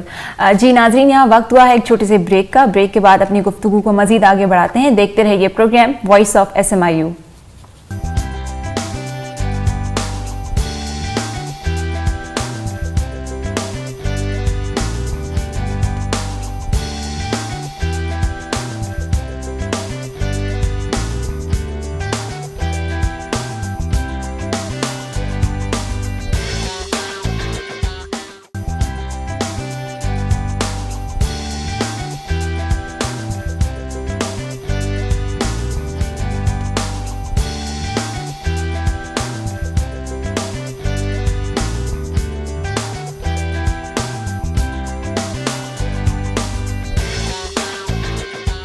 بریک سے واپس آ چکے ہیں اور ہمارے ساتھ موجود ہیں اکبر علی پنجوانی صاحب. ہم بات کر رہے ہیں کریٹو رائٹنگ کے حوالے سے, بہت ساری ٹپس اور شیئر کر چکے ہیں, اپنا ایکسپیرینس شیئر کر چکے ہیں. اب مزید آگے بڑھتے ہیں. سر, کریٹو رائٹنگ کو ایز اے پروفیشن ہم کیسے دیکھ سکتے ہیں, اس میں آمدنی کے ذرائع وغیرہ, کیونکہ بہت سارے لوگ انٹرسٹڈ ہوتے ہیں, تو روزگار کے مواقع ہیں؟ دیکھیے کانٹینٹ ہر چیز کے لیے ضروری ہے, ٹھیک ہے. اب میں میڈیا انڈسٹری کی بات کر رہا ہوں خاص طور پر, اور اگر آپ تدریس کے شعبے کی طرف بھی جاتے ہو یا آپ پروفیشنل اسپیکر بنتے ہو, موٹیویشنل اسپیکر بنتے ہو, کانٹینٹ ہر جگہ ضروری ہے, ٹھیک ہے. اور خاص طور پہ چونکہ اسے ہم پراپر پروفیشن مانتے ہیں, میڈیا میں جانا یا پھر ریڈیو ٹی وی یا اخبار کی طرف جانا یا کہیں لکھنا, اسے ہم پروفیشن مانتے ہیں, تو کانٹینٹ کریٹو رائٹنگ بہت کام آتی ہے کانٹینٹ میں, ٹھیک ہے. کانٹینٹ لکھنے والے بہت لوگ ہیں, اس میں کوئی شک نہیں ہے, لیکن بات وہی ہے کہ کون کتنا اچھا لکھتا ہے اور کون کتنا مختلف لکھتا ہے. تو یہ طے ہے کہ اس میں آگے جانے کے بہت سے چانسز ہیں. اور جو کریٹو ہوتا ہے, ٹی وی, ریڈیو یا پرنٹ میڈیا, کسی کی بھی بات کر لیں, اس کے اندر وہ نظر آ جائے گا, کلک ہو جائے گا, پیسہ بھی ہے. مطلب اب چونکہ یہ پروفیشن بن گیا ہے اس میں پیسہ بھی ہے, اور مختلف طرح کی کیٹیگری میں ڈرامے ہوتے ہیں, پروگرامز ہوتے ہیں, شوز ہوتے ہیں, ہر چیز مانگتی ہے کانٹینٹ. اور ہم کانٹینٹ کیا سمجھتے ہیں کہ جو لکھ کر پورا دے دیا گیا, نہیں. کانٹینٹ بیسیکلی ہوتا ہے میڈیا انڈسٹری کے اندر وہ بتائیں گے کانٹینٹ رائٹرز کہ چیزیں کیسے ہونی ہیں. مطلب اگر کوئی گیم شو ہے تو اس میں کون سے گیمز ہونے چاہیے, ہمارا ہوسٹ کس طرح سے اس کو کنڈکٹ کرے گا. اگر وہ کوئی انفارمیشن شو ہے تو اس کے اندر ہم کن باتوں پر فوکس کریں گے. مارننگ شو ہے تو مارننگ شو میں آج کا ٹاپک, یہ کانٹینٹ والا بتاتا ہے. اچھا, کانٹینٹ والا چونکہ ایونچولی لکھ کر بھی دیتا ہے یہ سارے آئیڈیاز دینے کے بعد, تو اب وہاں پر اس کی کریٹیوٹی کا اور امتحان ہوتا ہے. ایک تو وہ موضوع نیا چنے ایز اے کانٹینٹ رائٹر, چاہے وہ ریڈیو ہو, ٹی وی ہو, کہیں پر بھی, اور پھر جب اسے پریزنٹ کیا جا رہا ہو تو اس کے لیے کس طرح کے لفظوں کا چناؤ ہوگا اور کس اینگل سے وہ چیزیں دکھائی جائیں گی. آلدو ساری رسپانسبلٹی کانٹینٹ والے کی نہیں ہوتی, لیکن بنیادی طور پر آئیڈیا پچ وہی کرتے ہیں, اور کامیاب وہ ہوتا ہے جس کا آئیڈیا ڈفرینٹ ہو. آپ نے سنا ہوگا نا, man with the new idea is crank until his idea succeed. تو جب آپ کوئی نیا آئیڈیا دیتے ہو آپ کے ذہن میں, پہلے تو آپ میں اتنی صلاحیت ہونی چاہیے کہ آپ وہ آئیڈیا دیں, اور پھر اس آئیڈیا کے کامیاب ہونے کے درمیان جو آپ کو رکاوٹیں, مشکلیں, ڈانٹ ڈپٹ اور ساری مصائب کا سامنا کرنا ہے, اس کے لیے آپ میں کریج ہو. اور جب وہ کامیاب ہو جاتا ہے تو یار کہتے ہیں عظیم آدمی ہے, اس سے اچھا کوئی نہیں. کریٹو رائٹنگ کا پروفیشن بوم ہے, میں بتا دوں آپ کو, کیونکہ کانٹینٹ اور کریٹو رائٹنگ دونوں ساتھ چلتے ہیں. اور جو اچھا کانٹینٹ لکھتا ہے, جو کریٹو ہے رائٹنگ کے معاملے میں, وہ سب سے آگے ہے. ہر چینل, ہر ریڈیو, ٹی وی, کمرشل کی جگہ کہیں پہ بھی پہنچ جائیں, اچھی سوچ, نئی سوچ کے ساتھ جو آدمی آتا ہے, کیونکہ آپ کہیں پہ بھی چلے جائیں اس سے کہتے ہیں کہ بھیا آپ کے ذہن میں کوئی آئیڈیا ہے تو بتائیے. عموماً یہ سوال کیا جاتا ہے. اگر آپ اسے کہتے ہیں گیم شو کرتے ہیں, بتا ہاں بھائی گیم شو کون سا, کس طرح کا, سر یہ والا شو کس طرح کا, کیونکہ ہر طرح کے شوز ہو چکے ہیں. اب اگر آپ انہی کے نام لیتے رہو گے تو یہ آپ نے آئیڈیا نہیں دیا ہے, آپ کریٹو نہیں ہو. آپ کوئی نئی چیز بتاؤ گے آؤٹ آف دا باکس, نہیں جی یوں کر لیتے ہیں, یوں کر لیتے ہیں, یوں کر لیتے ہیں, وہ کہیں گے ہاں آئیڈیا تو اچھا لگ رہا ہے, چلو آؤ ذرا اس پہ بات کرتے ہیں, تو وہ پھر وہاں سے جا کر کلک ہوتا ہے. سر جیسے کہ ہم بات کر رہے تھے روزگار کی کریٹو رائٹنگ کے حوالے سے, ریڈیو, ٹیلی ویژن, تو سننے میں آیا ہے کہ جو بجٹ ہوتا ہے ریڈیو میں وہ اتنا زیادہ نہیں ہوتا ہے, تو سیلریز کے حوالے سے ریڈیو میں کہا جاتا ہے کہ کم ہوتی ہیں, اتنا کانٹینٹ کریٹرز کو نہیں مل پا رہی ہوتی ہے, تو اس پر بھی تھوڑی سی بات کریں. دیکھیے وہ میڈیم جو ہے وہ نسبتاً جو کمرشل کی پیمنٹ ٹی وی لیتا ہے وہ ریڈیو نہیں لیتا, وہ میڈیم نسبتاً چھوٹا ہے. ٹھیک ہے, ٹی وی کا میڈیم بڑا ہے, وہاں پیسہ زیادہ علم ہے, فلم اس سے بڑا ہے, آپ کیٹیگرائز کر سکتے ہیں اس کو. بالکل اسی طرح سے ہوتا یہی ہے کہ جو ریڈیو پہ کام کرتا ہے, اچھا ریڈیو اور تھیٹر یہ ایک نشہ ہے. ٹھیک ہے, ان دونوں جگہوں پر پیسے کم ملتے ہیں, لیکن ہر شخص کہتا ہے کہ مجھے وہاں مزہ آتا ہے. ٹھیک ہے, اچھا صرف مزے سے گھر نہیں چلتا, یہ بھی طے ہے, اس کے لیے پیسہ چاہیے ہوتا ہے. تو جیسے میں کام کرتا تھا ریڈیو میں, تھیٹر میں نے کیا, میں نے ریڈیو کیا, لیکن پھر ایسا لگا کہ ضروریات بڑھ رہی ہیں اور میں پھر ٹی وی کی طرف آ گیا, کمرشلز کی طرف آ گیا, رائٹنگ کی طرف آ گیا زیادہ تر. لیکن آج بھی اگر آپ مجھ سے پوچھتی ہیں تو میں کہوں گا کہ ریڈیو میری پہلی محبت ہے, تھیٹر مجھے بہت پسند ہے, اور تھیٹر میں زیادہ مزہ آیا تھیٹر کرتے ہوئے. ہاں یہ طے ہے پیسہ کم ہے, انٹل انلیس کہ ان میڈیمز کی پیمنٹ بڑھ سکتی ہے بشرطے کہ وہ اپنے جو آن ایئر کمرشلز ہیں اس کے پیسے بڑھائیں, اور جو جب بڑھیں گے تبھی پیسے بڑھیں گے ریڈیو والوں کے اور تھیٹر والوں کے. تھیٹر میں یہی ہے کہ آڈینس آئے گی تو پیسہ جنریٹ ہوگا اور آرٹسٹ کو ملے گا. لیکن جنہوں نے ریڈیو اور تھیٹر کیا ہے ان کو اس بات کا افسوس ضرور ہے کہ کم پیسے ملے, لیکن جتنا مزہ ان کو ان دونوں جگہوں پر آیا اس کی بات ٹی وی اور فلموں میں نہیں ہے. سر پاکستان کا ایک بہت بڑا حصہ یوتھ پر ڈپینڈ کرتا ہے. بہت سارے ہیں ہمارے پاس ینگسٹرز ہیں جو لکھنا چاہتے ہیں, رائٹ اپس لکھتے ہیں, سوشل میڈیا کا دور ہے خیر تو اس میں بہت لکھا جاتا ہے, لیکن کس طرح وہ اپنی کریٹو رائٹنگ کو امپروو کر سکتے ہیں, کیا مشورہ دینا چاہیں گے, کوئی ٹپس ان کے لیے کہ وہ کس طرح بہتر کر سکتے ہیں؟ پہلی چیز تو یہ ہے کہ اگر وہ اردو میں لکھنا چاہتے ہیں تو اردو رسم الخط میں لکھیں, رومن میں نہ لکھیں. ٹھیک. دوسرا یہ کہ انگریزی میں لکھنا چاہتے ہیں تو انگریزی میں لکھیں, پورا انگریزی میں لکھیں. ٹھیک ہے, لینگویج کو اس کے رسم الخط میں لکھنا بہت ضروری ہے. پتہ چلتا ہے کہ آپ کا ذہن کس راستے پہ جا رہا ہے. آپ اردو لکھنا چاہتے ہیں لیکن چونکہ آپ اردو لکھ نہیں سکتے اس لیے آپ رومن لکھتے ہیں. رومن لکھتے ہیں تو رومن کے اندر مسئلہ کیا ہوتا ہے کہ آپ لکھتے کچھ ہیں بات کچھ اور پہنچتی ہے. پہلا مسئلہ تو یہ, تو رسم الخط بہت ضروری ہے, اور جس زبان کا جو رسم الخط ہے اس میں لکھیں گے تو بات تبھی زیادہ امپیکٹفل ہوگی. پہلی چیز ینگ جنریشن کے لیے تو میں یہ کہوں گا کہ اگر اردو میں لکھنا ہے تو اس میں لکھیں. دوسرے کہ رائٹ اپس وہ لکھتے رہتے ہیں, ہاف ہارٹیڈلی نہ لکھیں. آج لکھا صرف اس لیے لکھا کہ اس وقت خیال آیا. اگر پروفیشن بنانا ہے, اگر ایسا لگتا ہے کہ آپ کریٹیولی اچھا لکھ سکتے ہو تو پھر اس کو ٹائم دو. آپ اگر آرٹیکل لکھتے ہو یا رائٹ اپس لکھ رہے ہو تو اس کو لکھتے رہو. ایک جب کنٹینوئنسی ہوتی ہے, جب ایک چیز مسلسل چلتی ہے, پھر آپ ایویلیویٹ کرو کہ آپ نے جب لکھنا شروع کیا تھا اور کچھ عرصے بعد آپ اپنا دوسرا آرٹیکل یا رائٹ اپ پڑھو, دیکھو اس میں فرق کیا ہے. اگر مونوٹنی ہے, مونوٹنس ہے, سیم چل رہا ہے تو یار آپ نے کوئی گروتھ نہیں کی. اور پھر وہی بات ینگ لوگوں سے جتنے بھی ہیں ان سے یہی کہوں گا کہ آپ لکھتے وہی ہو جو آپ نے پڑھا ہوتا ہے. پڑھیں اور خوب پڑھیں, لیکچر سنیں عالموں کے, اپنے استادوں کے, لیکن کتاب سے دوستی رکھیں. کتاب آپ کے پاس ہونی چاہیے. اچھی کتابیں اچھا انسان بناتی ہیں اور اچھا رائٹر اور کریٹیو رائٹر بھی بناتی ہیں. یہ میں آپ کو بتا دوں, کریٹیو رائٹر وہی ہو سکتا ہے جس نے پڑھا ہو, اور یہ ضروری ہے. سر بالکل آپ نے بات کی مطالعہ مشاہدے کی, بہت ضروری ہے. تو کریٹیو رائٹنگ میں تو اس کا ایک بہت بڑا کردار ہے, اس پر تھوڑی سی بات کرتے ہیں. دیکھیے میں اکثر بچوں سے جب بات کرتا ہوں تو میں کہتا ہوں کہ آبزرویشن اسکلز آپ کی شارپ ہونی چاہیے، لیکن ساتھ ساتھ آپ کو ایبزارب کرنے والا بھی ہونا چاہیے. ہم کرتے کیا ہیں؟ ہم کرتے یہ ہیں کہ آج مجھے کوئی چیز لکھنی ہے تو میں سڑک پہ گیا اور میں مشاہدہ مطلب آبزرو کر آ گیا. میں نے دیکھا اچھا ایسا ہوتا ہے ایسا ہوتا ہے ایسا ہوتا ہے، میں جا کر میں نے لکھ لیا. میں ایبزارب نہیں کیا میں نے چیزوں کو، میں نے اپنے اندر اتارا نہیں اسے. میں اسپنج نہیں بنا. اندر لے کر آ جاؤ. اگر میں کسی کو بیٹھے ہوئے دیکھوں تو اس کے بیٹھنے کے انداز کو میں اپنی رائٹ اپ میں لا سکتا ہوں کہ لوگ یوں بھی بیٹھتے ہیں یوں بھی بیٹھتے ہیں یوں بھی بیٹھتے ہیں، کونی یہاں رکھ کر وہاں رکھ کر یہ، لیکن میں نے اس کو ایبزارب نہیں کیا. اس کے پیچھے ایک داستان ہے، وہ وہاں اس طرح کیوں بیٹھا ہے. یہ چیزیں ایبزارب کرنے والی ہوتی ہیں.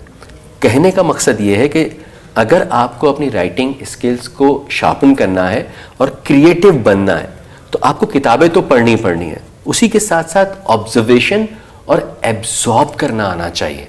چیزوں کو دیکھیں، اور فلٹریشن بہت ضروری ہے. اچھا رکھ لو، برا نکال دو. برا اگر ساتھ ہی ساتھ لیتے رہو گے تو پھر جب لکھنے بیٹھو گے تو اس وقت آپ کو تفریق کرنا مشکل ہو جائے گا. تو تھنگ از کہ جب بھی آپ کے پاس کوئی چیز آتی ہے، کوئی کتاب آتی ہے، پڑھتے ہو، وہ سب آپ کے اندر جمع ہو جاتی ہے. ایک پوری ریسرچ بتاتی ہے کہ آپ کی جو باڈی ہے وہ آپ کے جو فوڈ آئٹم ہے اس کا مجموعہ ہے.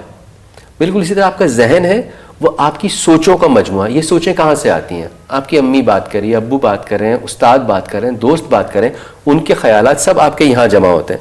جب اتنی ساری چیزیں جمع ہو جاتی ہیں تو آپ فلٹر کیسے کرو گے؟ آپ فلٹر کرو گے ان کتابوں سے. آپ اچھی کتابیں پڑھو. پھر آپ سوچو گے کہ یار وہ دوست یہ کہہ رہا تھا، نہیں کتنی بری بات ہے، ہٹا دو، وہ ہٹا دو. امی کہہ رہی تھی جھوٹ نہیں بولنا ہے، امی کہہ رہی تھی کپڑے صاف رکھنے چاہیے، ہاں ٹھیک ہے، یہ سمجھ میں آتا ہے. تو وہ آپ کو، آپ کا ذہن شارپ ہوگا کتابیں پڑھنے سے. اور مختلف جگہوں کے خیالات، ایسا نہیں ہے کہ صرف کتابیں ہی سکھاتی ہیں. تجربہ انسان کو بہت کچھ سکھاتا ہے، لیکن اسے فلٹر کرنے کے لیے کتابوں کی بہت ضرورت ہے. صحیح. سر یوتھ کی بات کی، اب اس کے بعد بات کرتے ہیں بچوں کی. ہمارے یہاں روایت آ گئی، اب سوشل میڈیا کا اتنا یوز ہو گیا ہے تو بچے زیادہ تر ویڈیوز وغیرہ یوٹیوب پہ زیادہ ٹائم اسپینڈ کرتے ہیں ایز کمپیئر ٹو کہ وہ کچھ پیپر پین سے کچھ کام کریں، پینٹنگز کریں، کیونکہ بہت کریٹو ہوتے ہیں بچے. تو کس طرح ان کے اندر یہ بچپن سے ہی عادت ڈالی جائے کہ وہ ان سب چیز لکھنے کی عادی ہو جائیں؟ دیکھیے یہ پیرنٹنگ جو ہے نا، وہ پیرنٹنگ گائیڈرز جو ہوتے ہیں وہی دے سکتے ہیں بنیادی طور پہ. ہر گھر کا اپنا ایک ماحول ہوتا ہے، اپنا طریقہ کار ہوتا ہے. پیرنٹس کے ساتھ انفارچونیٹ سین یہ ہوتا ہے کہ بعض گھروں میں مدر فادر بوتھ ورکنگ، ٹھیک ہے، انفارچونیٹلی جوائنٹ سسٹم ہے نہیں، وہ نیوکلیر فیملیز کی طرح رہتے ہیں سب لوگ. تو اس میں ہوتا یہ کہ اگر بچہ 3-4 سال کا ہو گیا ہے، 5 سال کا ہو گیا ہے، تو اسے کوئی ساتھی چاہیے یا اسے کوئی کولیگ چاہیے جو اسکول کے بعد اس کے ساتھ وقت گزارے، اور وہ ٹائم نہیں دے پاتے. کوئی نہ کوئی حل ڈھونڈنے چاہیے بینگ اے پیرنٹ کہ بچوں کو ریسٹرکٹ کریں. اسکرین ٹائم جتنا کم ہوگا اتنا بچوں کے لیے اچھا ہے. آنکھ اور ذہن دونوں ہی، اور جسم کیونکہ بیٹھ کے دیکھتے ہیں تو یہ تینوں چیزیں افیکٹ ہوتی ہیں. تو بہتر یہ کہ اسکرین ٹائم کم کیسے کریں گے، کس طرح کریں گے، ہر فیملی اپنے ماحول کے حساب سے اسے ایڈجسٹ کرے. لیکن یہ طے ہے کہ اسکرین ٹائم بچوں کا کم ہونا چاہیے، فزیکل ایکٹیویٹی ہونی چاہیے، آرٹ ورک کریں، کچھ لکھیں، سٹوری سنیں، سٹوری سنائیں. یہ تمام چیزیں سننے میں بہت اچھا لگتا ہے، فینٹیسائز کرنا اچھا لگتا ہے. لیکن لوگوں کے گھروں کے کچھ حالات ایسے ہوتے ہیں کہ جہاں یہ ممکن نہیں ہو پاتا، لیکن پھر بھی وہ پیرنٹنگ گائیڈز ہوتے ہیں، وہ سمجھا سکتے ہیں. لیکن دیکھو یار، ہم اور آپ کون ہوتے ہیں کسی کو یہ کہنے والے کہ آپ یہ صحیح نہیں کر رہے؟ انہیں بھی پتا ہے یہ صحیح نہیں ہے. تو بہتر یہ کہ جتنا اسکرین ٹائم کم ہوگا اور بینگ اے پیرنٹ وہ جتنا رسپانسبل اپنے آپ کو سمجھیں گے، بچوں کو اس طرح کی ٹریننگ دیں گے. صحیح. سر آپ شاعری بھی کرتے ہیں تو کچھ تھوڑا بہت ہماری آڈینس کے ساتھ بھی شیئر کریں. ہاں، یہ گناہ ہوتا ہے مجھ سے کبھی کبھی. تو ٹھیک ہے، ایک چلیں یہی سنا دیتا ہوں. ایک غزل ہے. جی. بے خبر رہتا ہوں پر اتنی خبر رکھتا ہوں میں، بے خبر رہتا ہوں پر اتنی خبر رکھتا ہوں میں، جس کی ہو مجھ پہ نظر اس پہ نظر رکھتا ہوں میں. بے ثباتی اس جہاں کی مجھ سے زیادہ جانے کون، بے ثباتی اس جہاں کی مجھ سے زیادہ جانے کون، میر کا دل اور غالب کا جگر رکھتا ہوں میں. حشر کے دن صاف بچ نکلوں گا تم سب دیکھنا، حشر کے دن صاف بچ نکلوں گا تم سب دیکھنا، ہر گناہ کا اپنے ایک ایسا عذر رکھتا ہوں میں. واہ. غیر سے اس کا تعلق، غیر پہ اس کا کرم، غیر سے اس کا تعلق، غیر پہ اس کا کرم، سایہ و پھل سے مبرہ ایک شجر رکھتا ہوں میں. اس کے نامے اس قدر ہیں متحرک کیا کہوں، اس کے نامے اس قدر ہیں متحرک کیا کہوں، اس جگہ ملتے نہیں ان کو جدھر رکھتا ہوں میں. مجنوں و فرحات صاحب حال کچھ میرا بھی ہے، ان کی منزل جا ملے ایسا سفر رکھتا ہوں میں. جتنی راہیں سہل ہو اوروں میں اکبر بانٹ دو، جتنی راہیں سہل ہو اوروں میں اکبر بانٹ دو، اب راستے اپنے لیے سب پر خطر رکھتا ہوں. بہت خوب سر، بہت بہت شکریہ، آپ نے ہمارے لیے وقت نکالا، ہمارے پروگرام میں تشریف لائے، اور آپ کی جو شاعری ہم نے سب نے سنی بہت ہی خوبصورت تھی. اسی کے ساتھ ساتھ ہمارے پروگرام کا وقت ختم ہوتا ہے. امید ہے آپ سب کو کریٹو رائٹنگ کے حوالے سے جتنی بھی پرابلمس تھی، کنفیوژنس تھی، وہ کلیئر ہو گئی ہوں گی، آپ کی انفارمیشن میں اضافہ ہوا ہوگا. پروگرام وائس آف SMIU سے اپنی ہوسٹ اریبہ خان کو دیجیے اجازت. اللہ حافظ.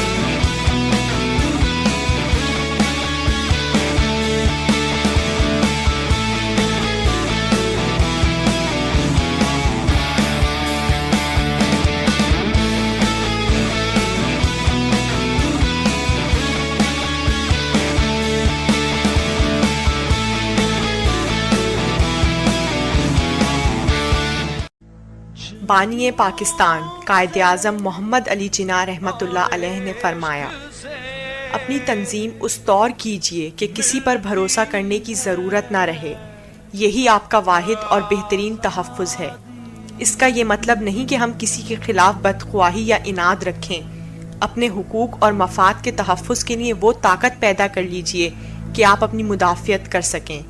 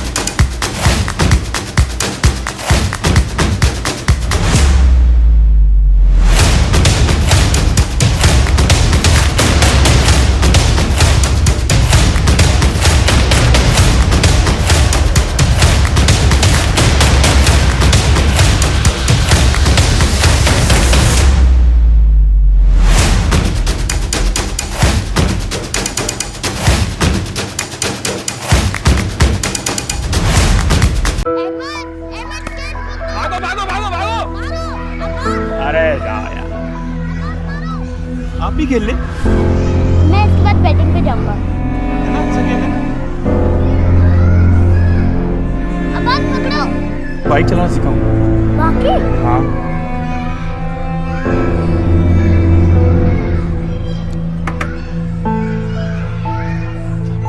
बच्चों के साथ जिनसी तशद्दुद अक्सर हमारे सामने हो रहा होता है। डरे नहीं और चीख के कहें, खबरदार, छूना मना है। वजारत इंसानी हकूक हुकूमत पाकिस्तान। मज़ीद तफसीलात के लिए राब्ता कीजिए 1099 पर। बानी पाकिस्तान कायदे आज़म मोहम्मद अली जिन्ना ने फरमाया, मैं आपको मसरूफ़ अमन होने की ताकीद करता हूँ। काम काम और बस काम, सुकून की खातिर सब्र व बर्दाश्त और इंकिसारी के साथ अपनी कौम की सच्ची खिदमत करते जाएं।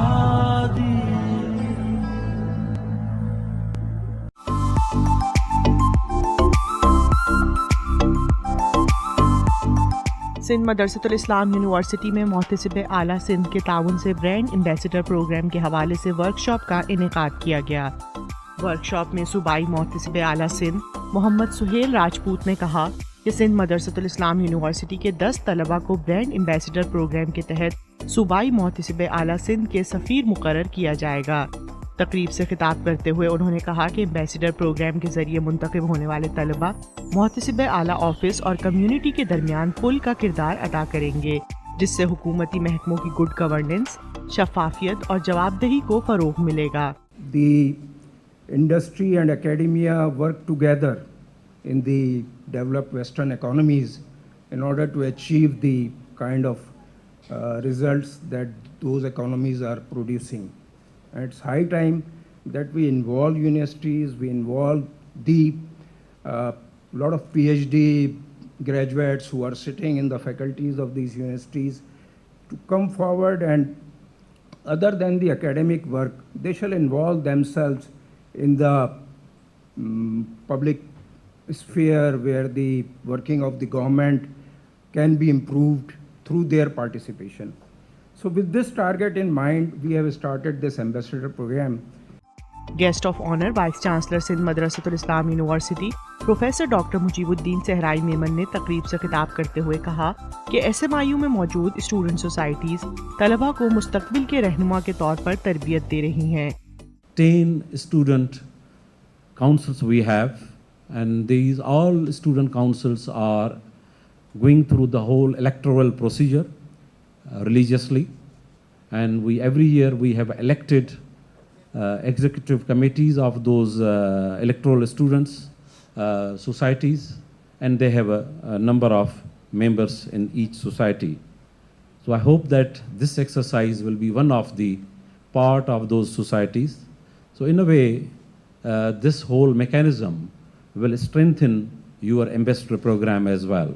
इससे पहले director student affairs and counselling Mohammad Naeem Ahmad ने मेहमानों को खुशामदीद कहा और SMIU को ब्रांड एम्बेसडर्स प्रोग्राम के लिए मुंतखब करने पर मोहतसिब आला सिंध का शुक्रिया अदा किया। इस मौके पर मुशीर सेक्रेटरीट सूबाई मोहतसिब आला सिंध रेहाना गुलाम अली मेमन और रजिस्ट्रार सेक्रेटरीट सूबाई मोहतसिब आला सिंध मसूद इशरत ने शुरका को एक तफसीली प्रेजेंटेशन के जरिए ब्रांड एम्बेसडर प्रोग्राम के तसव्वुर और सूबाई मोहतसिब सिंध के काम के बारे में आगाह किया। ब्रांड एम्बेसडर प्रोग्राम के हवाले से मुनक्किदा वर्कशॉप में सवाल जवाब का सेशन हुआ। तकरीब के अख्तिताम पर vice chancellor Sindh Madressatul Islam university professor doctor Mujibuddin Sehrai Memon ने मोहतसिब आला सिंध मोहम्मद सुहेल राजपूत और दीगर शुरका को सुवीनियर पेश किए।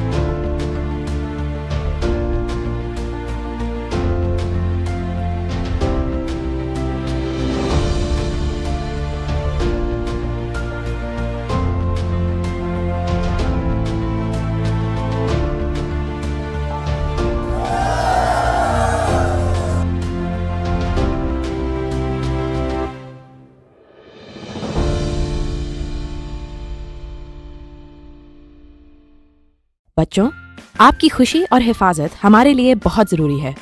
आपको पता होना चाहिए कि हर बड़ा काबिल एतमाद नहीं होता। इसीलिए आज हम आपको गुड टच और बैड टच के बारे में बताएंगे।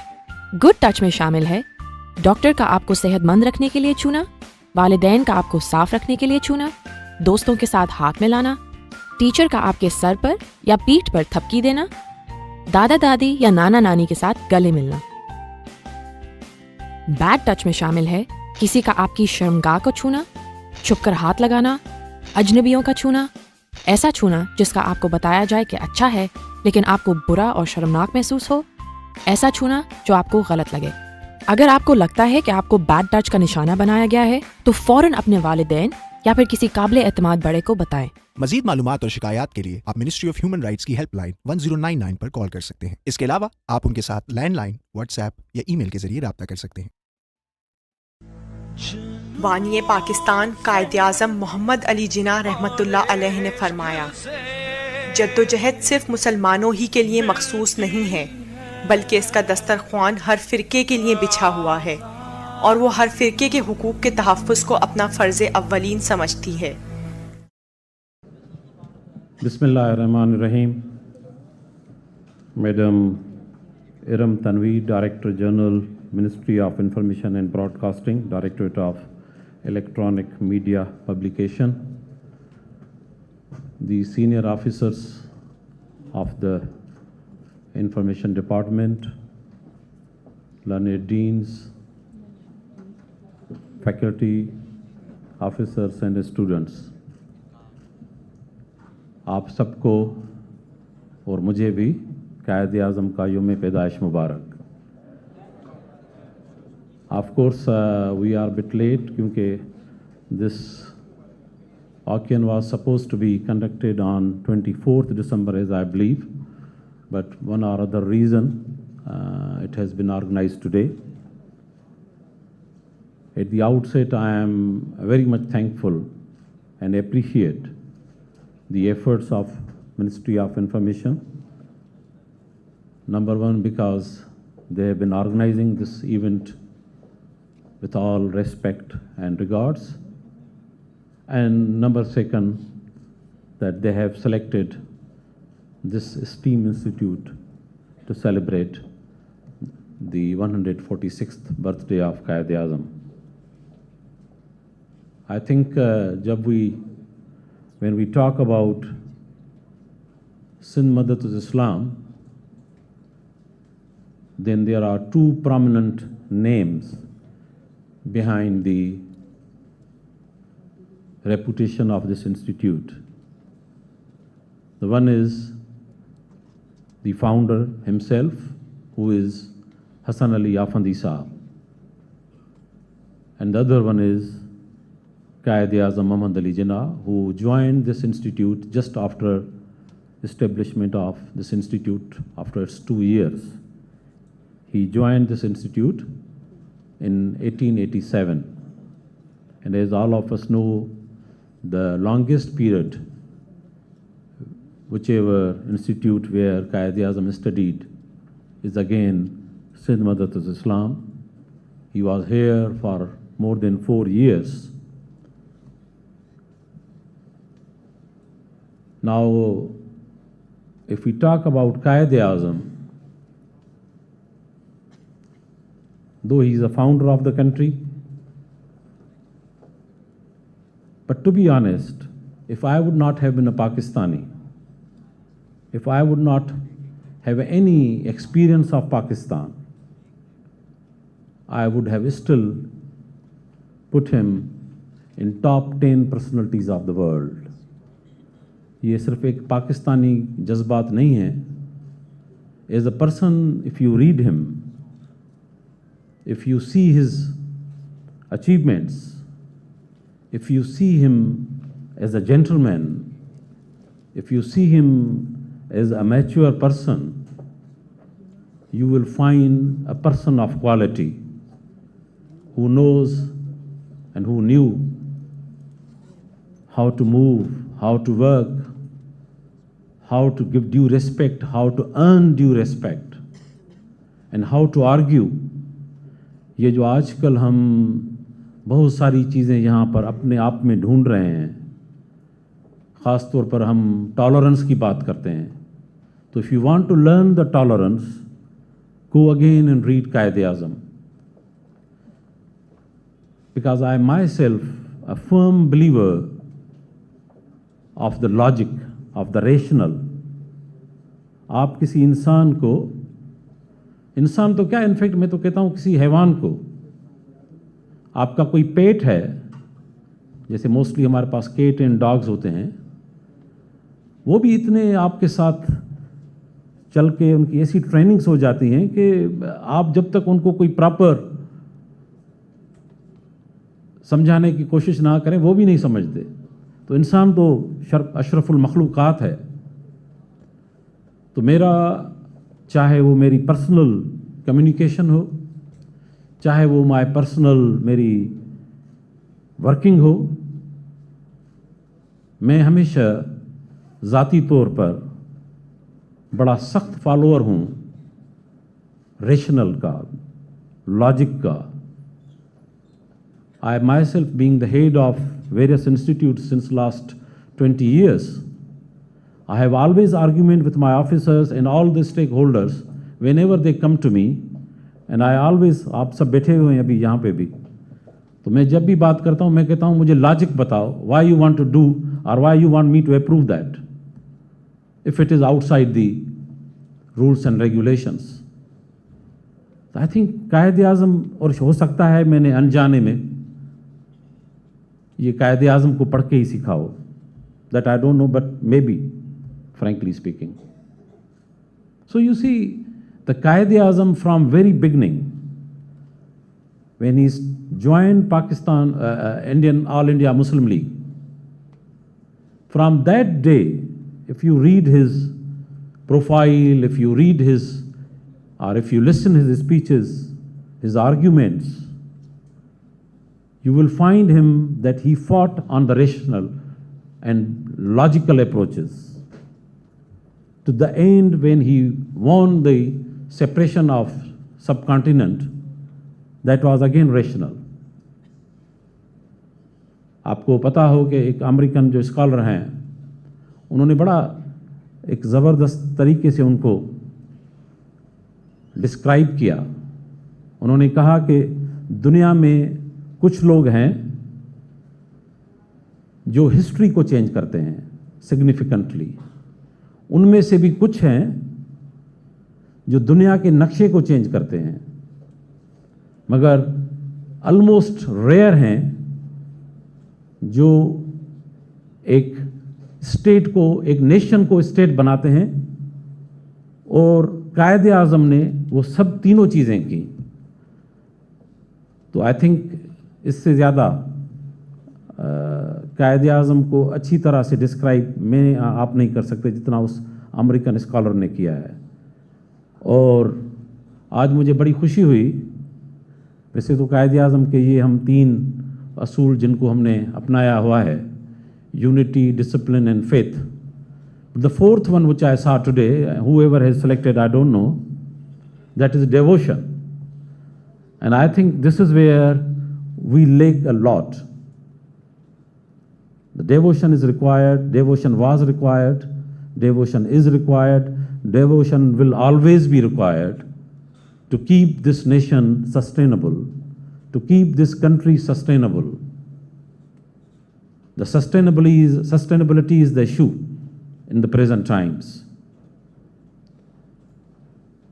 I hope, اور ہمیشہ جب میں آپ نوجوانوں سے مخاطب ہوتا ہوں, and I am very pleased, frankly speaking, again یہ انفارمیشن ڈپارٹمنٹ والوں نے ایک انسٹیٹیوٹ کو سلیکٹ کیا, قائد اعظم کے انسٹیٹیوٹ کو سلیکٹ کیا, اور آپ کو ہم صبح سے نیچے ایک فوٹوگرافک ایگزیبیشن بھی ہے, اور یہ آج جو پورا کوئز ہوا, and there was a very quality of the questions. Whoever has designed this quiz, I really appreciate the people behind the design of the quiz, and the conduct of the quiz was wonderful.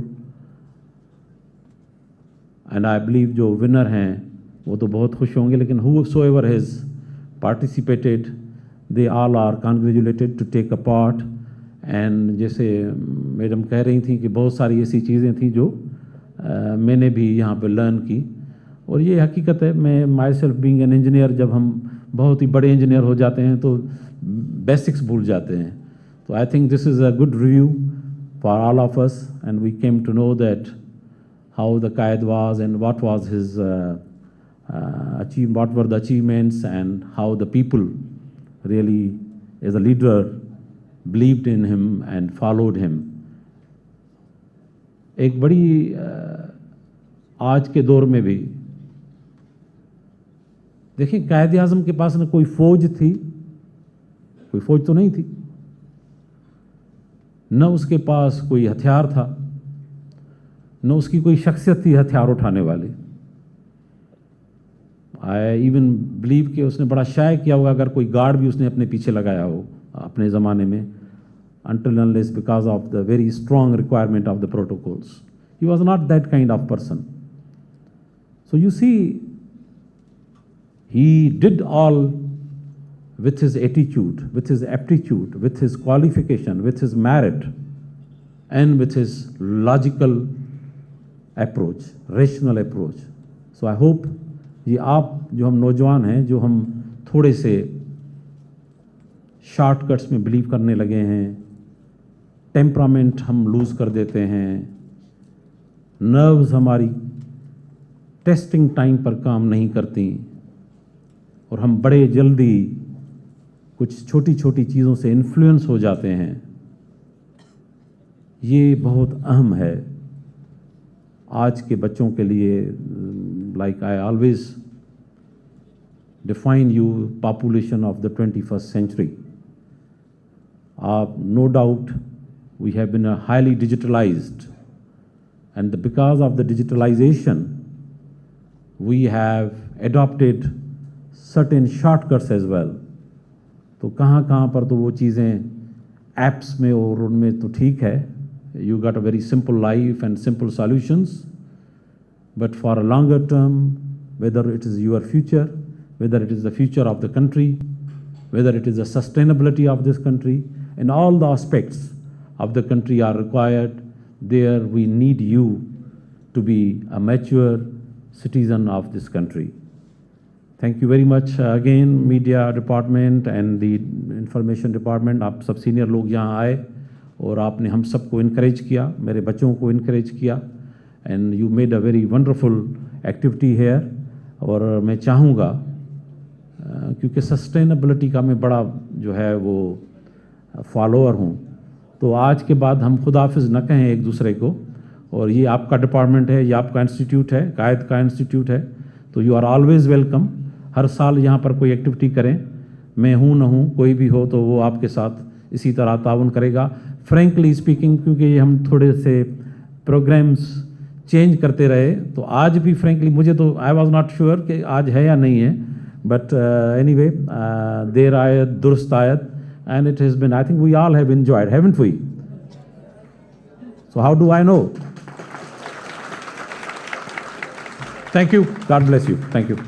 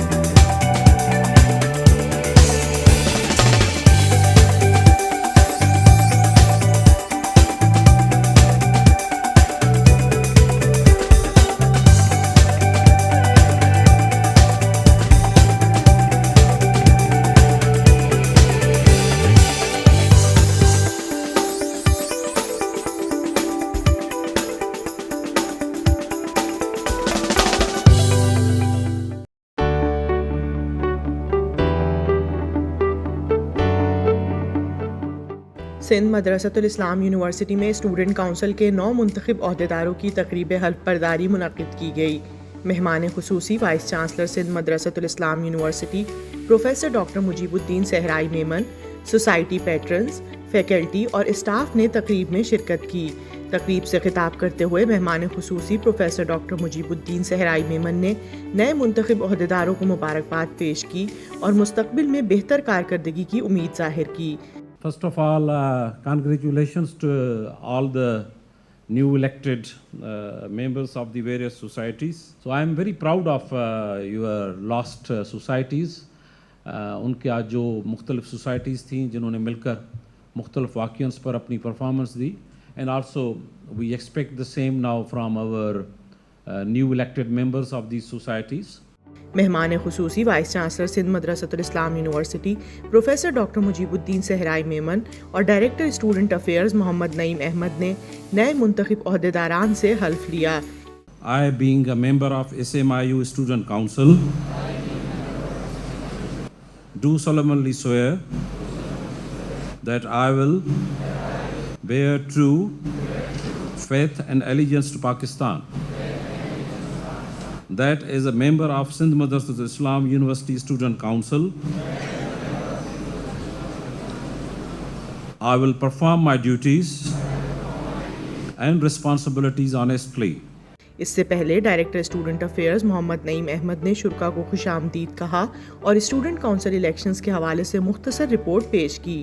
نئے منتخب ہونے والے عہدیداران کی تقریب حلف برداری سے خطاب کرتے ہوئے اسٹوڈنٹ کونسل کے سابق عہدیداران نے سوسائٹیز کے حوالے سے اپنے تجربات شیئر کیے.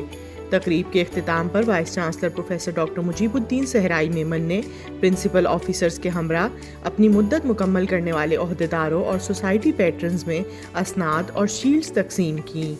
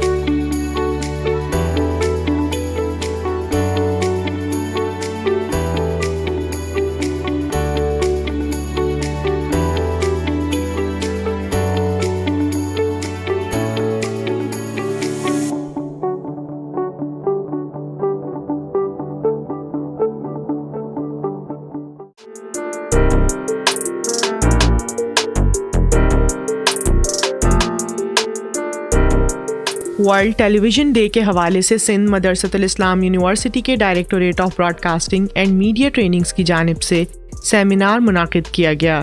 سیمینار میں evolution of television news in Pakistan کے عنوان سے پینل ڈسکشن کا انعقاد کیا گیا، جس کی میزبانی کے فرائض صداقت حسین راجپر نے سر انجام دیے. پینل ڈسکشن میں شریک معروف صحافی مظہر عباس نے کہا کہ آج کے دور میں صحافیوں کے لیے توازن برقرار رکھنا ایک بہت بڑا چیلنج ہے. پی ٹی وی کے زمانے میں نیوز ہوتی تھی، لیکن اس کے بعد صرف انٹرٹینمنٹ ہوتی تھی. اب نیوز بہت ہے لیکن ڈس انفارمیشن، اور اس وقت جو سب سے ڈینجرس لائن ہے وہ یہ ہے کہ آپ یا تو اس سائڈ پر ہیں یا اس سائڈ پہ ہیں. اب یہ جرنلسٹ کے لیے بہت مشکل ہوتا ہے ڈرا دا بیلنس. ایک ایسی جگہ پہ جہاں اگر ٹیلی ویژن ہے، جہاں آپ کا ایک چینل ہے، اس کا ٹلٹ ایک طرف ہے، دوسرا چینل ہے اس کا ٹلٹ دوسری طرف ہے، تو for a professional journalist it's a very serious challenge. Senior صحافیوں اینکر پرسن ناجیہ اشر نے میڈیا پر خبر پیش کیے جانے کے طریقہ کار کا موازنہ کرتے ہوئے کہا کہ ماضی میں ناظرین تک خبر ایک باقاعدہ عمل سے گزرنے کے بعد پہنچتی تھی. خبر رپورٹر کے تھرو آتی تھی تو پھر وہ کاپی کی ڈیسک پہ جائے گی، ایک کاپی ایڈیٹر ہوگا، وہ اس خبر کو چیک کرے گا، اس کی ویریفیکیشن ہوگی، پھر نیوز پروڈیوسرز اس کے اندر انوالو ہوں گے، اور آخر کا جو لاسٹ گیٹ کیپر ہوتا تھا وہ نیوز اینکر ہوتا تھا. یہ ایک پورا پروسیس تھا اور اس پروسیس کے تھرو وہ نیوز فلٹر ہو کر آڈینس تک جایا کرتی تھی. اب اس دور کے اندر جب ہم وہ ڈفرینس دیکھتے ہیں کہ وہ پھر خبر کیا ہوئی، خبر کی ساخت کیسے چینج ہو گئی. مجھے تو خبر کی ساخت ایسے چینج ہوتے ہوئے معلوم ہوتی ہے کہ خبر اب صرف ایک ٹویٹ, ایک آڈیو لیک یا ایک ویڈیو لیک ہے. آپ کو خبر بنانے کی ضرورت ہی نہیں ہے, خبر صرف ایک ٹویٹ کی صورت میں آ جاتی ہے اور آپ ایز اٹ از اس کو بیان کر دیتے ہیں. نیوز چینلز کی جانب سے دکھائے جانے والے مواد پر بات کرتے ہوئے اینکر پرسن مسعود رضا کا کہنا تھا کہ ہمیں بحیثیت قوم یہ طے کرنا ہوگا کہ ہم کس طرح کی خبریں اور پروگرام دیکھنا چاہتے ہیں. اس وقت بھی بڑا زبردست کوالٹی کا کام ہو سکتا ہے. ہمارے پاس ایسے شخصیات موجود ہیں, ایسے لوگ موجود ہیں جو بہت زبردست کام آج بھی کر سکتے ہیں, بہت اچھی زبان بول سکتے ہیں, بہت اچھا اسکرپٹ لکھ سکتے ہیں, بہت اچھی طرح سے پریزنٹ کر سکتے ہیں. لیکن ہم دیکھنا چاہتے ہیں کیا؟ کئی مرتبہ میں نے کوشش کی کہ میں پروگرامز میں وہ پہلو لے کر آؤں کہ جہاں پر کچھ لوگوں کو ایجوکیٹ کر سکوں. آپ یقین کریں کہ میرے پروگرام کی ریٹنگ گر جاتی ہے. پینل ڈسکشن کے اختتام پر وائس چانسلر سندھ مدرسۃ Islam university doctor Mujibuddin Sehrai Memon نے پینلسٹ کو سووینئر پیش کیے.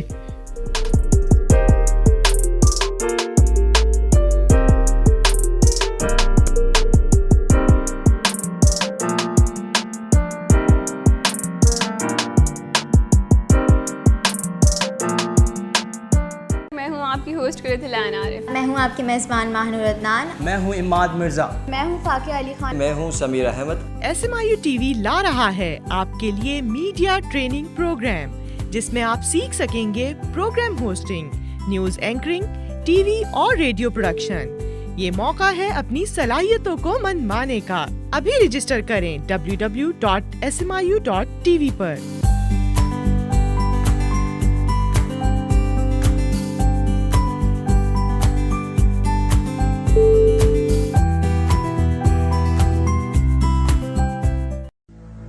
بانی پاکستان قائد اعظم محمد علی جناح رحمۃ اللہ علیہ نے فرمایا, اسلامی تعلیمات کی درخشندہ روایات و ادبیات اس امر پر شاہد ہیں کہ دنیا کی کوئی قوم جمہوریت میں ہمارا مقابلہ نہیں کر سکی جو اپنے مذہب میں بھی جمہوری نقطہ نظر رکھتے ہیں.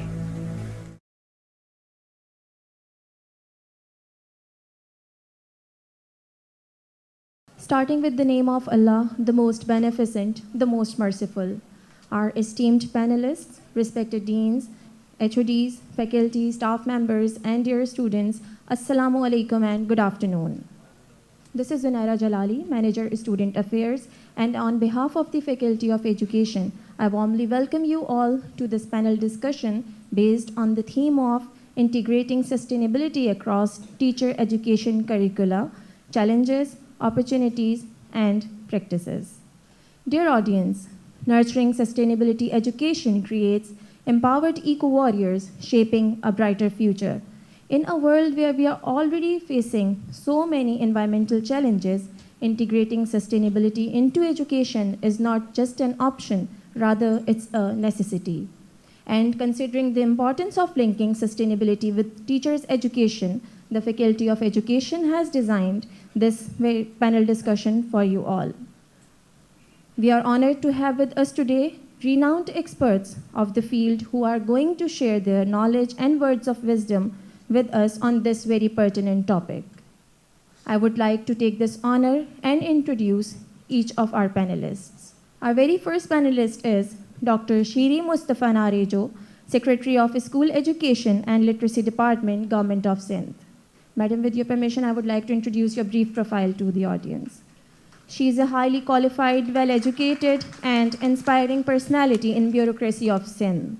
She is well acquainted with the dynamics of public policy, its formulation, implementation, and evaluation. Madam has a rich work experience spanning over 30 years, gained while working with provincial line departments, international donor lending agencies, NGOs, and civil society. She herself is being considered, obeyed, and compliant as mentor of contemporary top bureaucratic community and icon of women empowerment, good governance, and policy-making strategies. Madam, it's an honor for all of us to have you with us. I would like to request you to please come up on stage and take your position. Our next panelist is Dr. Keith Casey Barton, Professor at Indiana University, Bloomington, USA. Dr. Barton is a distinguished professor of curriculum and instruction at the School of Education, Indiana University, USA. With a career spanning over 35 years, Dr. Barton has served various roles including visiting professor and Fulbright senior specialist. He has authored several books based on his areas of interest including social and civil education, history education, human rights education, and curriculum history. Dr. Barton, I would like to request you to please come up on stage. Our next panelist is Dr. Shahida Sajjad, Vice Chancellor, Metropolitan University, Karachi. Professor Dr. Shahida Sajjad is currently working as the Vice Chancellor of Metropolitan University, Karachi. She has more than 38 years' experience of working at senior positions, both in public and private sectors, as Vice Chancellor, Dean, Chairperson, Consultant, and Corporate Manager, Human Resource Development. She is a member of various committees and boards in public and private sector organizations. She has trained more than 300 teachers of various Pakistani universities and has trained more than 13,000 persons in corporate and financial sector, as well as facilitated more than 500 training sessions. You have achieved Incentive Award from University of Karachi and received Shield from Deaf Education Welfare Association in recognition of services in special education. I would like to request Dr. Shahida Sajjad to please come up on stage. Our fourth panelist is Dr. Hina Kazmi, CEO, TAF Foundation. Dr. Hina Hussain Kazmi has an experience of more than 26 years working in social development and research with a special interest in the areas of gender, equity, and access. During her career, she has worked at national level with government stakeholders on policy and implementation. She has been part of provincial steering committees and Prime Minister Education Task Force. In her current role as the CEO of TAF Foundation, a not-for-profit organization, she has initiated several programs that complement the UN SDGs. Madam, I would like to request you to please come up on stage and take your seat. Our next panelist is Dr. Sajid Ali, Professor at Aga Khan University, Karachi.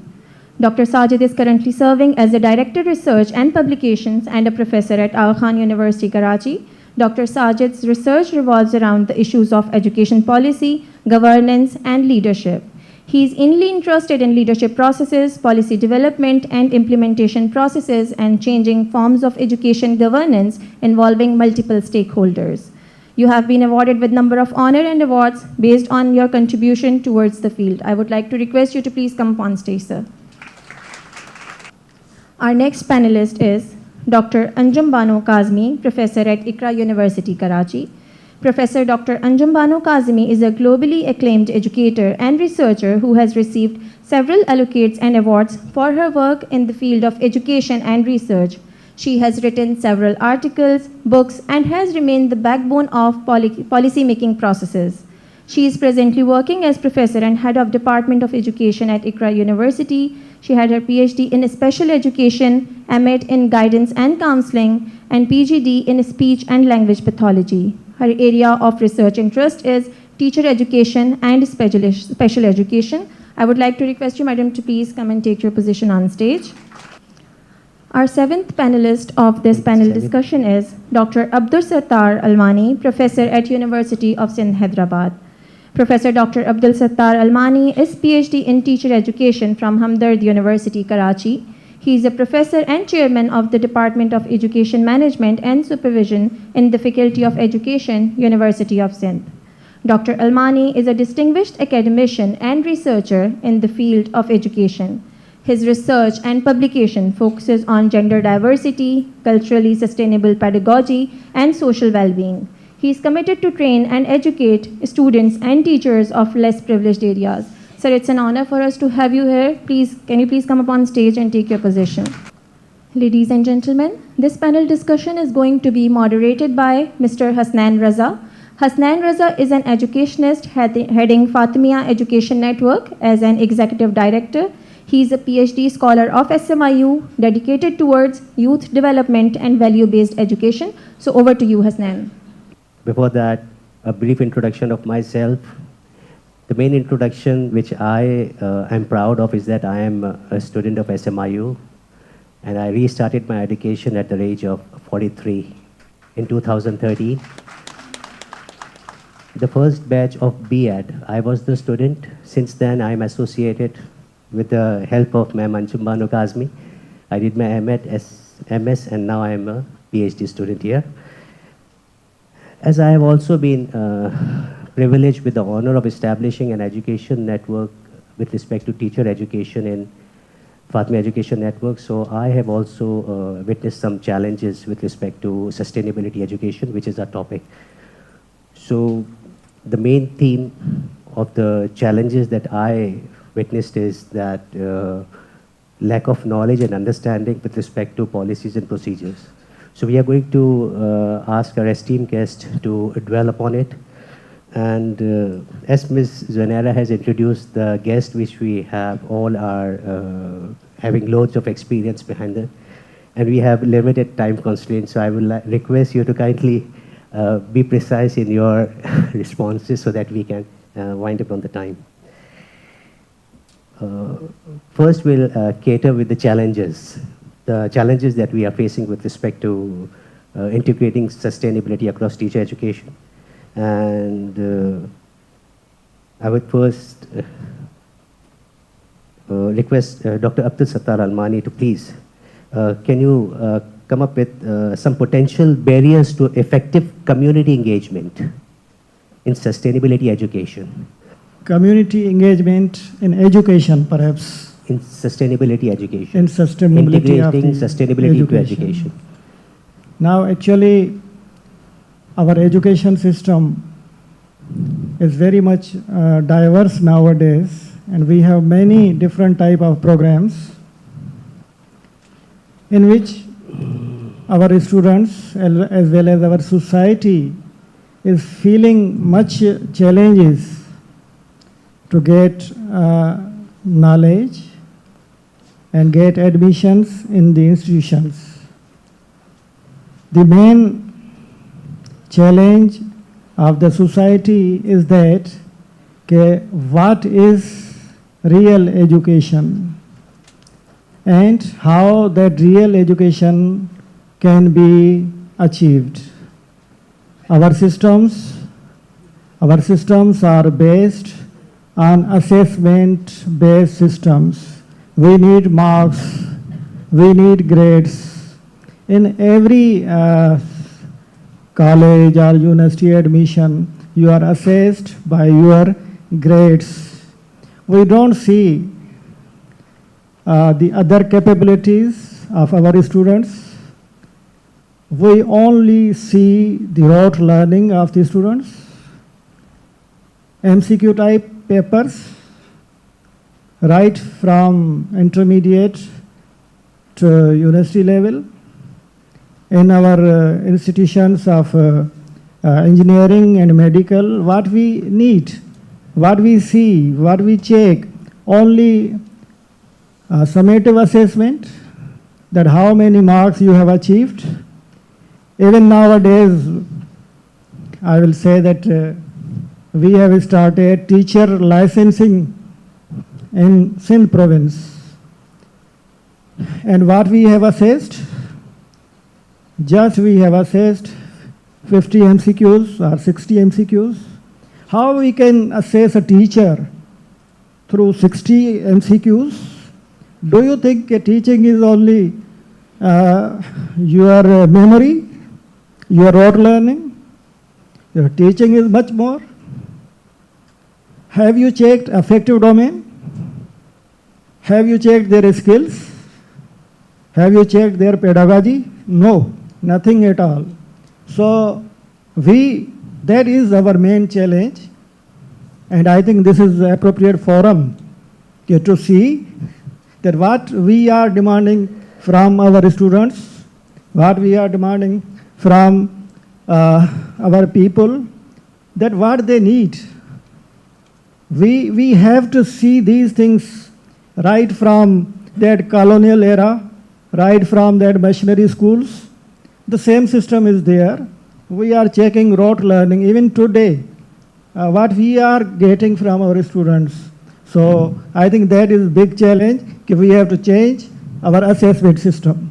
Okay. Rightly said, sir. A very good point with respect to value education.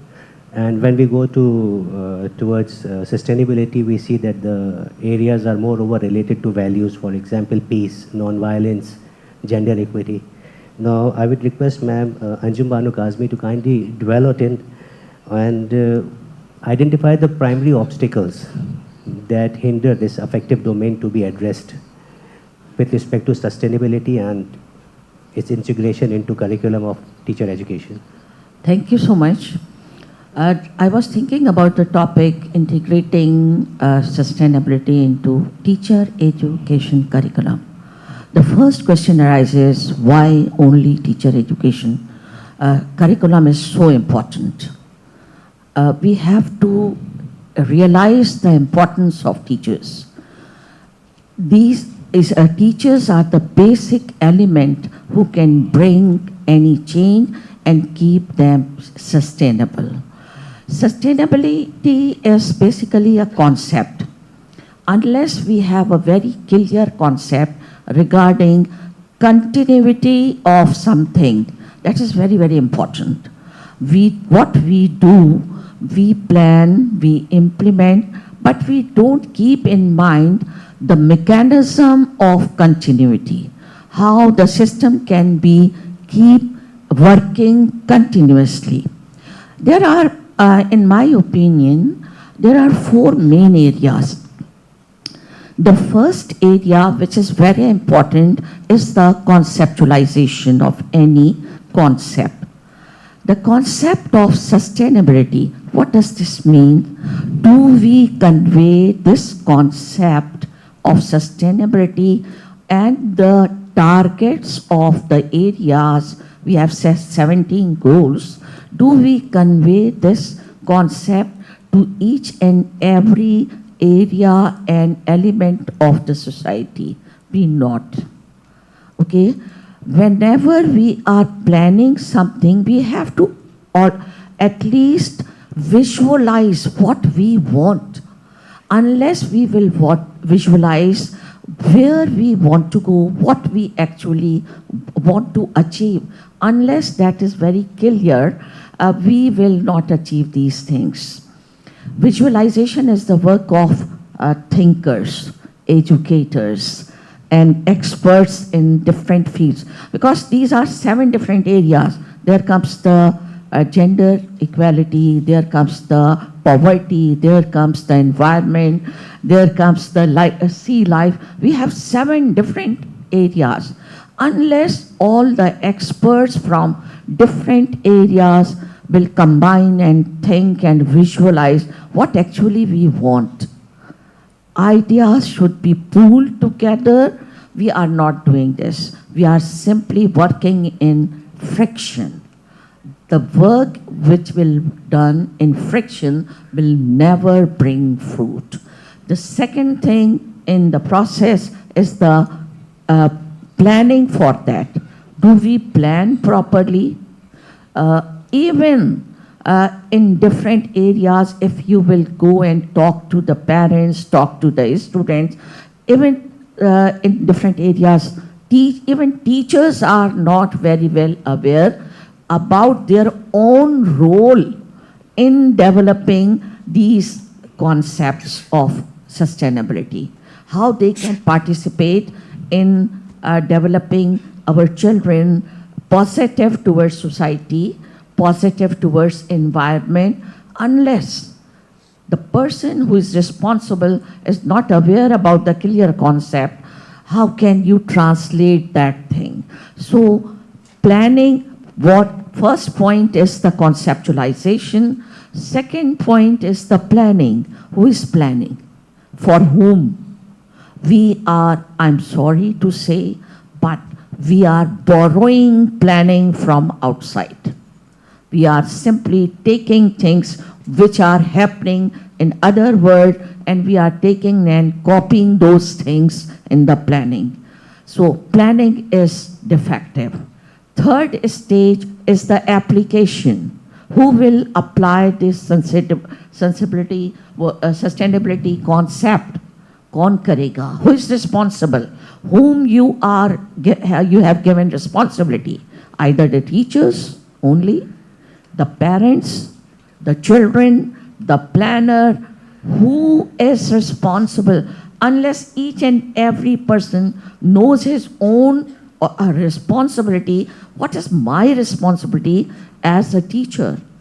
How I can develop this concept, this ability of reflecting things in my own student. So planning and application is the third point. Whenever we are applying something, please take all the stakeholders together. Unless we take all the stakeholders together, we will not achieve. After planning and implementation, next comes the evaluation. Do we have data related to each and every aspect? Do we share the data? हम कुछ work करते हैं, research पे जाते हैं. Do we have proper data to analyze how far we achieved our targets? So there is, if you can not pinpoint the difficult area, all the areas are linked together, then these things can be incorporated in your curriculum, because teacher is the central part. A teacher education curriculum needs proper planning, visualization, implementation, and coherence among all the things we are transferring to our teachers. Curriculum is the combination of different things, different activities, how these activities reflect these SDGs, how they are reflecting, are they included in the curriculum? We have to go and analyze curriculum and be focused. Unless we analyze from this point of view whether the curriculum of teacher education is reflecting those areas or not, I think not. If you analyze different curricula, different subjects in curricula, child development, the things which is needed for the sustainability, how teachers develop this concept that child can reflect through his or her behavior within the society, that is missing. So I don't think we can simply pinpoint the defect is here. It is at a flow, in my opinion. Thank you so much. Like you said, ma'am. There are two main areas that you identified. One is envisioning and other is objectivity. But the main thing was cultural acceptance, because ethnocentrism plays its role here. We do not accept things as they are because of our own value-based environment that we have. So, ma'am, please, Dr. Shahida, can you kindly elaborate on this, please?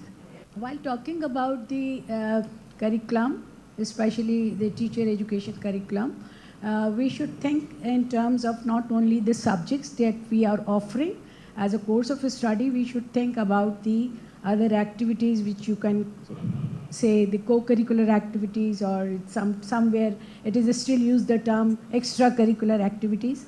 So while paying attention to the changes in the curriculum, and if you have some challenges about the, you can say the time constraints, then we first need to set our priorities. Setting priorities will save our time.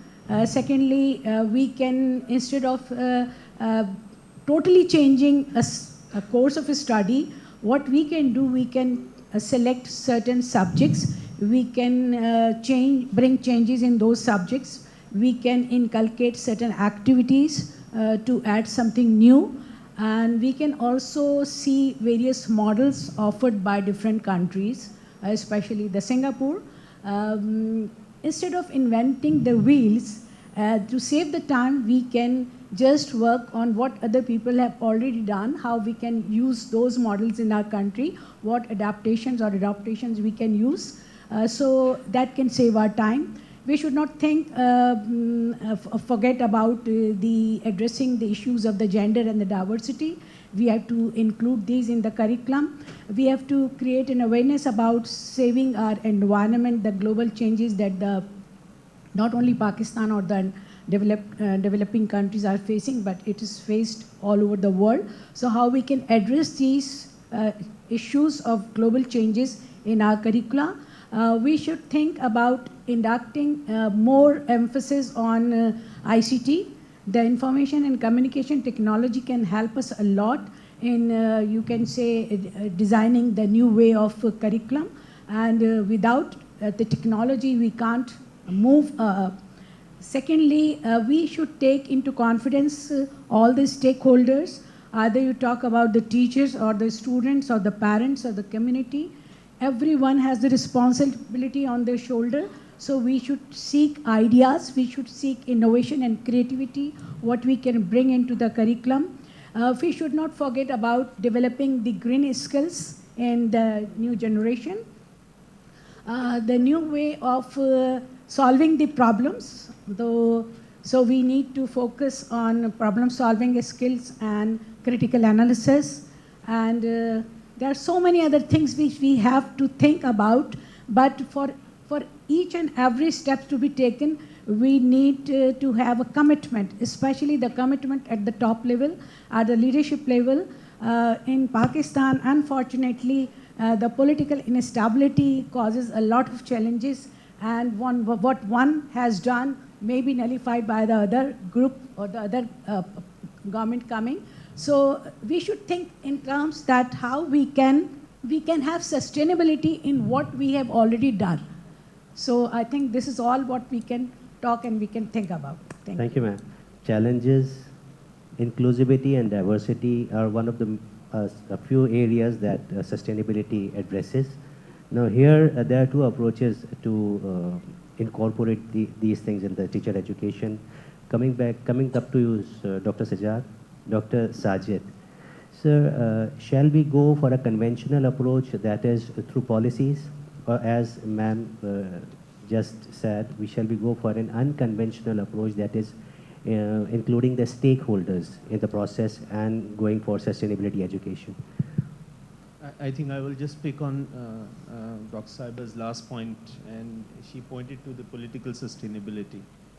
I think when I looked at the meaning of sustainability, the shortest meaning I found was that maintaining a certain standards on different aspects. I think, so what I did was I looked at various documents which are considered as policy documents in the context of teacher education in Pakistan and generally education in Pakistan. So there was a research carried out by somebody at Cambridge University, Mr. Mohsin and Shaista, and they looked at the curriculum, recent curriculum that Pakistan has developed, and they noted that the mention of various themes of sustainability are already there. So as Dr. Anjumano also shared, and I think my colleague, it's about the implementation of what is already there. If you look at, so for example, where we have to make some inroads is NACTI standards. We know that NACTI has the standards to evaluate teacher education institutions. And I did a little search. They don't have any explicit standards for sustainability. Though I think one can assume that because they have to look at the curriculum, and curriculum will eventually have elements of sustainability in it, but I think that's where some inroads can be made. Then we also know that there are national professional standards for teachers. That's also a policy document where I think there is no explicit mention of sustainability, but one can assume that because the teacher has to deal with various subject matter knowledge and sustainability is there. So, so I think it's the matter of emphasis. Rather than the presence or absence. So I looked at, for example, Sindh sector plan, and it's full of mention of sustainability. There are very explicit goals. It very clearly says that 4.7, SDG 4.7, which talks about sustainability, sustainable environment, and mention of it in the curriculum. It is very much there. Various programs of Sindh sector plan also there. So I think more than the presence or absence of this theme in the policy, we need emphasis on how sustainability can be ingrained. But I think it has to also one of the challenges that I see taking place in our society about sustainability is it's probably not our prime concern at the moment. अगर हम street पे जाएं इस वक्त तो prime concern हमें बहुत दूर से लगते हैं. I think sustainability हमें down the list बहुत नीचे कहीं नज़र आता है. I think people, for example, are in dire situation. Poverty line is increasing. So sustainable development goal 1, which is about poverty reduction, has to be the prime focus. I think some programs which, for example, conditional cash transfers are the efforts in the right direction. The teaching community itself is not in the strata where it can promote sustainability. The livelihood of the people who deal with education is not sustainable. People are really struggling. And yet we see the privatization of education itself. And so when we, so which are the countries which are on top? Pakistan's rank in sustainable development goals is, I checked, 128 out of 163. Look at the country which is on top. These are Scandinavian countries, Finland, Sweden. And we'll see a very great link of education with their SDG ranking. So we come back the whole circle. Education is the issue, but education is the response as well. I think a lot of responsibility on the shoulders of teachers and on us who are dealing with teacher education. So what we do with them in the teacher education as a teacher, not classroom. So it's not the curricula, I think it is how that curricula is dealt with by the teacher educators. हम as a teacher educator कैसे अपने students को motivate करते हैं, ingrain करते हैं. We have to live sustainability. इसी तरह वो जब जाएंगे तो how would they transfer those into the students? So I think my concluding thought would be it's not simply about having sustainability in curricula or in policy. They're there. It's about how we implement it, how we focus on it, and how we carry it forward. Thank you. Thank you, sir. Dr. Hina Kazmi, continuing with this point that how the implementation is the main challenge. So what organizational or systematic change have you observed to be necessary for fostering a culture of sustainability within teacher education? Thank you very much. Much has been said, but I'll try to connect it through my experience of being a part of the frontline team who was part of this genre change of 1 year B.Ed to 4 years teacher education B.Ed, and then I was handling the curriculum up front. So I remember working with Teachers College Columbia. I remember working with other international experts and talking about this sustainability while developing this curriculum. And now at this forum today, again that question is up front. So the cycle is moving. It seems that it's spiral in Pakistan. As Dr. Sajid has mentioned that the standards were kept upfront when developing this program and while launching this program. So they are very much there in the policies, in the documents, in all the written stuff that we have. But looking at the field, looking at the ground all over Pakistan, I second you that the implementation had been a challenge. And implementation is very much directly related to where this product of teacher education would sit in the society. This sector of teacher education is a little different than the other sectors because the pre-service teachers become full-fledged teachers and they transmit whatever they have learned during that course of time to the next generation. So they are the pillars basically. So the first challenge that come up in our system or that came at that time and it's sustaining still is the capacity of the slot of community that is opting out to become a teacher. So the capacity itself, teacher education had not and is not yet the first priority of our youth. It is not. And so after the cream of the youth has takes up medicine and engineering and other courses, then those who are motivated because their parents had been in education, or those who are motivated by their own teachers, or those who are those who have intrinsic motivation for teaching comes up to this profession. So the sustainability of implementation is the biggest challenge in Pakistan in this time. Still, I remember it's been more than 10 years that when we thought of and we had such discussions on how to bring this change into this society. So that the elements of teacher education, or elements of pillars of education, is the management, who some of us are involved in, the teachers, and then the stakeholders that are the students and their parents. The biggest challenge that we face in Pakistan is the literacy in the parents, realizing the importance of education for their children. And I'm not talking of urban Pakistan, I'm talking of rural Pakistan, where it is not the priority of many of our parents still. So that sustainability through this genre change, this initiative that took place many years back, is still struggling in the field, because we have this some political will involved in it. We have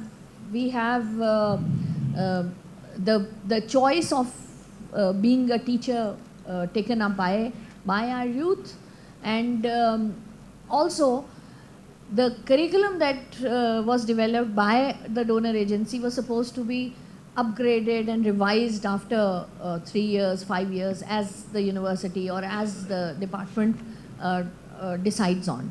That is not happening as it should be. We are into 2024.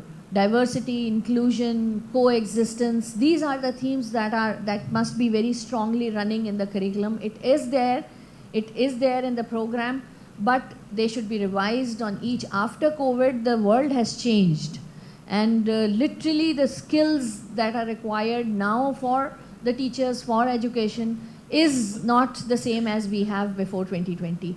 So with these changes coming up, with this world, this global village is now a reality. It's no more a dream. We are connected with anybody, any teacher in the world, as close as we are with each other now at the forum. So I must say that there are some serious issues still to cover the scaffold this movement that took place many years back, I think more than 10 years back. So very good luck with all the teachers and to-be teachers who are sitting here. We are passing on this, we are into a relay race with this education issues. So we are passing, we have done something and we are passing that to you, the youth, the young generation, to be updated and to bring the change as we wanted in our times. Thank you. Thank you, ma'am. Coming to Dr. Barton, please, sir. With respect to the challenges that we went through, and in the light of conversation that we had, and having an expertise in diverse culture and educational setup that you have come from, how do you envision, how can the challenge of ethnocentrism, especially with respect to inclusion, diversity, and gender equality be addressed in this era? Do you still want me to be concise, or do you want me to tell you every thought I have about those issues? You know, I agree with so much of what's been said. It's interesting that despite national differences and local differences, some of the underlying challenges we face in education are pretty similar across context. And one of the things that's interesting listening to the other panelists is the sense of frustration. You know, most of you are teachers or are going to be teachers, and that's a frustrating job. And preparing teachers is even more frustrating because there are so many challenges, and particularly there's such a big difference between the world that we know there should be in schools and the world as it actually exists. And I think for beginning teachers, this is a really big challenge. So I find that, you know, my day-to-day job is preparing teachers. If I were not here, then I would be in a class teaching people how to teach. And I think one of the challenges is that they believe in the ideals that I'm talking about, but when they go into schools, it's very difficult to implement those ideals. There's a real disjuncture. It's not that they don't want to deal with topics like equity, inclusion, gender equality. It's not that they don't want to, but the schools are not set up to deal with these topics. So they feel like anything they do, it's just hard to find the time or the space to do that. But if I think back to, most of you weren't here probably for my talk this morning, but I talked about the importance of hope. And I think that's especially true for teachers as well. If teachers are going to implement ideas related to sustainability or any of its parts, they need to see examples of people, of other teachers who have done that successfully. And so I think it's incumbent on us as teacher educators, as scholars, to find those examples of people who have successfully focused on sustainability, maybe in difficult circumstances, and to share those with teachers. Now, I mean, this has always been one of the main emphases of my own work. Many years ago when I was just starting out, I was focused on history education. And my first book was all about examples of teachers who are doing history in a different way and are not just engaging in rote learning or anything. And that's been very helpful in helping teachers see, oh, that's what it looks like. Oh, that's really possible. And I continue to try to do that today with any topic I teach. It can't just be me saying, you should be doing this.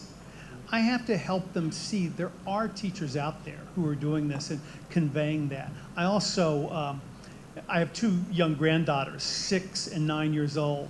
And whenever possible, I draw their experiences into my classrooms too, so that I can say, I was talking about this topic with my granddaughter the other day, and beginning teachers can see, oh, that's how children think about this. So that it's not just theoretical, but it's something really rooted in some knowledge of teaching and learning, and particularly in a hopeful way. Thanks. Correct. Dr. Shireen Mustafa, coming up to you, please. As Dr. Bartons has said, that we have to share the examples. So after sharing the examples of different countries that are having policies with respect to sustainability, what initiatives have the Education and Literacy Department has taken, and what are the outcomes, eventual outcomes? Thank you very much. As far as department is concerned, I would slightly touch upon the topic we are discussing today. I think the theme of Congress itself that starts with re-envisioning society. So at least we all agree on one term that this is the society in which we are living in requires re-envisioning. So whatever has been talked about by my colleague panelists and the students and other faculty members who are sitting here, that we need to come out of that medicine, engineering, MBA, chartered accountant kind of mentality. Although we still require, we are a huge population, our doctor-patient ratio still is struggling, so is the nurse-patient ratio. So we are a huge population. We require people there, but not only there. So education, again, we require teachers in maybe 1 million more. Since we say that 6 million children alone in Sindh are out of school, or 4 million, whatever we agree upon politically, the figure, we require teachers in order to bring them into system to teach. So the whole lot requires a re-envisioning. It is not just sustainability, it is not just curriculum, it is the whole ecosystem in which this education and societal changes is required. Coming back to the primary question which you have posed is about the initiatives. I would like to emphasize on three major things. Few which are general. For example, the government of Sindh, as a whole, government of Sindh has taken pride and taken an initiative, and we have traveled a long journey in public-private partnership, creating linkages, with academia, with industry, with private sector. Having said this public-private partnership is the initiative which we have introduced into health, introduced into the education. So that is working on strength of every sector. First realization that government alone can't do that big whole work. So let's combine the strength of private sector, academia, as well as other partners in the society in bringing about different policies. So if you look at the sector plan, it is the collective initiative of donors, private sector, as well as the academia. So we say that this is our document, but the input from all sectors is there. So that is initiative, and we take pride that we are open, we talk to each other, even with the teaching license policy. We need to discuss more about these teaching license thing, its pros, cons, and all that. But reducing that frustration and bringing that pride to the profession of teachers, that these are licensed teachers, just like doctors, just like nurses, just like chartered accountants. So it is first step towards that. And even with that initiative, we have taken other partners into confidence in order to move forward.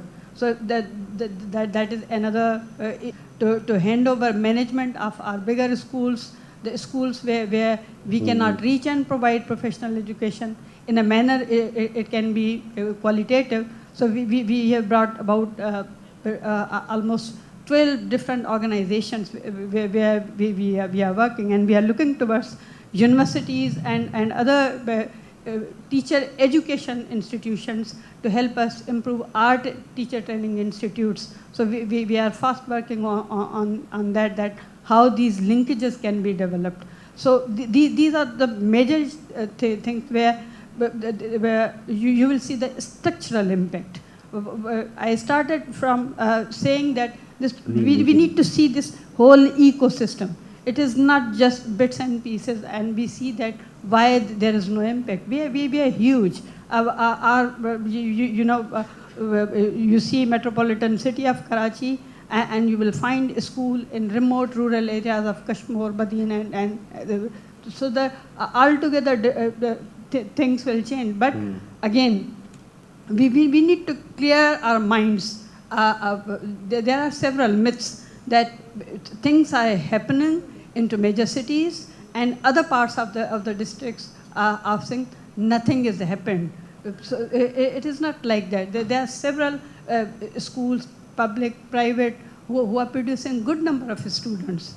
Lot need to be done. As I've said, that challenge is also in millions, but it is not that all schools are dysfunctional and they are not producing good quality. We have good quality teachers, students who are entering into medical, who are entering into any different engineering universities. But again, I'll come to my first point, that the criteria of success of society, what is the criteria of success we are attaching with that student? If he or she ends up into medical, that means that teacher is very good to produce person for this society. So re-envisioning society, we really have to early morning lesson ourselves that we really have to change society, and bringing changes in society, it has to work together. Collectively. Thank you. Thank you, madam. Very thought-provoking session, and there were a few points that were very interesting as a bird's eye view rather than a particular aspect. Then as Sir said, Dr. Barton said that we have to share the experiences of others so that we can take help from it. And the vision is an objectivity and affective domain.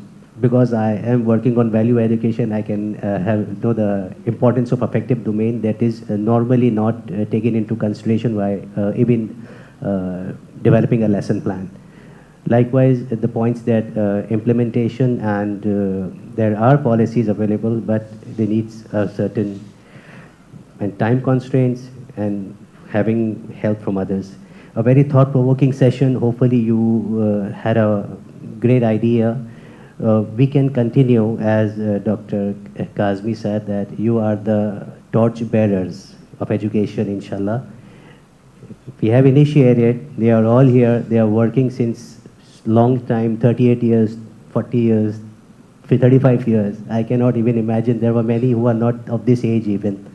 So now we have to carry on this, inshallah, and one day some of you or all of you will be sitting here and designing new policies for the youth who will be sitting here. Thank you for your participation. Thank you very much, all of you. Please. Thank you very much, Hasnan, the moderator of this panel discussion, and our esteemed panelists for thought-provoking session. And I really hope in our capacity we all are going to play our part to make sustainability a cornerstone of education. With this, I would like to invite on a stage Professor Dr. Zahid Ali Chanar, Dean, Faculty of Social Sciences. Sir, please come on the stage for your address. It was heartening to listen to the panelists of this panel discussion, and the topic which was covered was a need of the world. From the interest of the audience, it can be assessed that whatever was delivered during this panel discussion was very much fruitful, and the audience must have learned a lot from that one. We are thankful to all of these panelists who comes from different domains. Some of them are from private organizations, they are CEO of that one. Some of them are government officials, one from international, one is professor at International University, and our also professor from different academia. They've shared their knowledge, they've shared their ideas, they've shared their experiences with the persons. And this sharing of the ideas, this sharing of the observations, this sharing of the experience is basically the requirement of these sessions. Hopefully we'll learn a lot from these experiences, from observations, and we'll use them in our future studies and in our future domains. Thank you. Thank you very much, sir, for your kind words. With this, we will now be moving towards the souvenir presentation.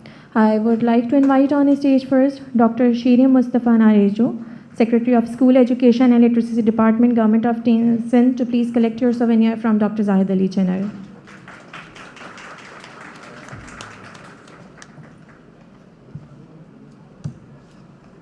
I would now request Professor Dr. Zahid Ali Chanar to please present souvenir to our next panelist, Dr. Keith Casey Barton, Professor at Indiana University, Bloomington, USA.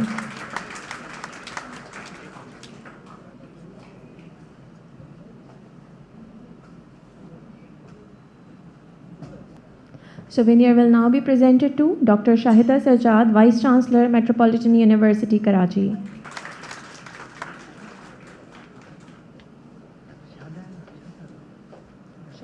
We will now be presenting souvenir to Dr. Hina Kazimi, CEO, TAF Foundation.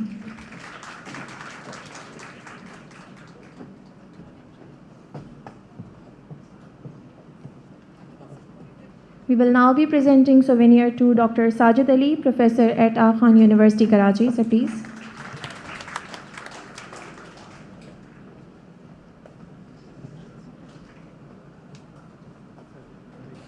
I would now request Dr. Anjum Bano Kazimi, Professor at Ikra University, Karachi, to please collect her souvenir from Professor Dr. Zahid Ali Chanar.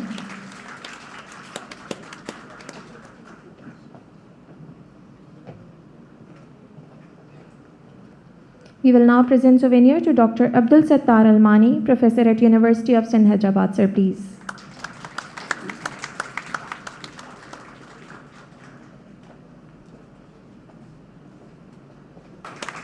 Dr. Almani is serving as the Dean Faculty of Education at University of Sindh, Hyderabad. Thank you very much, sir, for gracing this occasion with your kind presence. Thank you. Last but not the least, the souvenir will now be presented to the moderator of this panel discussion, Mr. Hasnain Raza.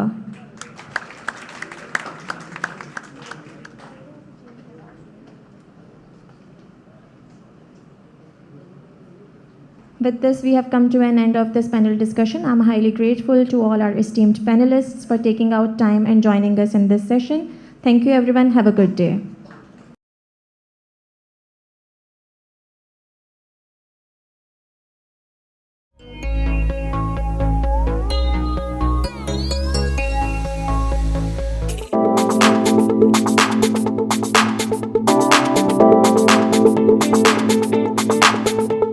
Sindh Madrasatul Islam university کے department of media and communication studies کے زیر اہتمام طلباء کے لیے photo journalism, digital media and gender perspective کے عنوان سے ورک شاپ منعقد کی گئی۔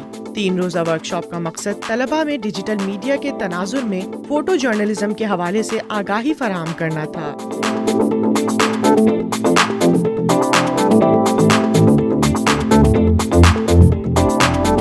Global neighbourhood for media innovation GNMI کے تعاون سے یہ ورک شاپ سندھ مدرسۃ الاسلام کے سینٹ ہال میں منعقد کی گئی، جس سے ہائبرڈ طرز تعلیم کے تحت ہال میں موجود طلباء کے علاوہ آن لائن بھی طالب علموں نے استفادہ کیا۔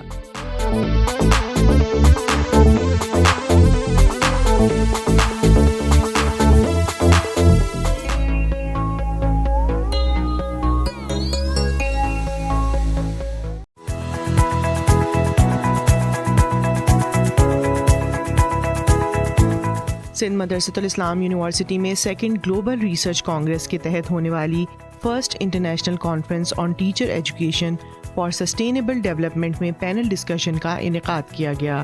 Integrating sustainability across teacher education curricula challenges, opportunities and practices کے عنوان سے منعقدہ پینل ڈسکشن کی میزبانی کے فرائض executive director Fatimiyah education network Hasnain Raza نے سر انجام دیے۔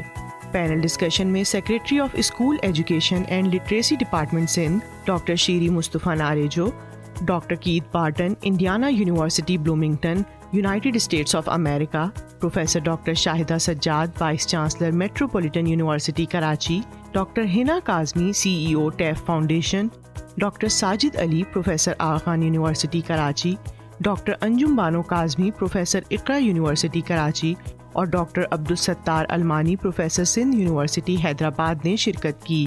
موضوع پر گفتگو کرتے ہوئے پینل کے شرکاء نے کہا کہ معاشرے کو درست سمت میں آگے بڑھانے کے لیے ہمیں اپنے نصاب کو جدید خطوط پر استوار کرنے کے ساتھ ساتھ اساتذہ کی بہتر تربیت کی بھی ضرورت ہے۔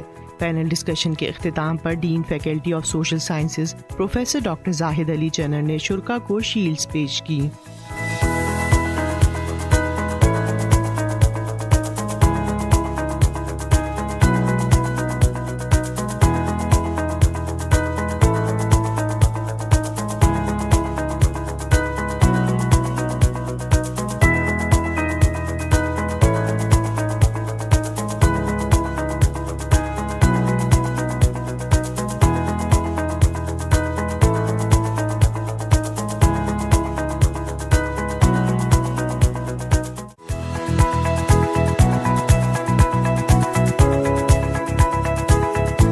سندھ مدرسۃ الاسلام یونیورسٹی میں سیکنڈ گلوبل ریسرچ کانگریس کے تحت ہونے والی second international conference on reimagining applied linguistics and language practices میں پینل ڈسکشن کا انعقاد کیا گیا۔ Linguistics in Pakistan past, present and future کے عنوان سے منعقدہ پینل ڈسکشن کی میزبانی کے فرائض اسسٹنٹ پروفیسر سندھ مدرسۃ الاسلام یونیورسٹی وفا منصور نے سر انجام دیے۔ پینل ڈسکشن میں dean faculty of social sciences Hamdard university Karachi doctor Asadullah Lariq, chairperson department of humanities NED university of engineering Karachi professor doctor Sajida Zaki, professor institute of English language and literature university of Sindh Jamshoro doctor Ghulam Ali, Professor, University of Sindh Dr. Tariq Hassan Umrani, Professor of Applied Linguistics, Mehran University of Engineering and Technology, Jamshoro, Dr. Shumaila Memon اور Head of English Department Government College University, Hyderabad doctor Niaz Hussain Soomro نے شرکت کی.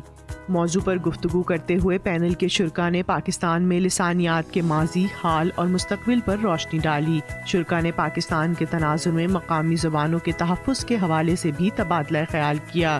Panel discussion کے اختتام پر chairperson department of English doctor Riaz Ahmed نے شرکاء کو شیلڈز پیش کی.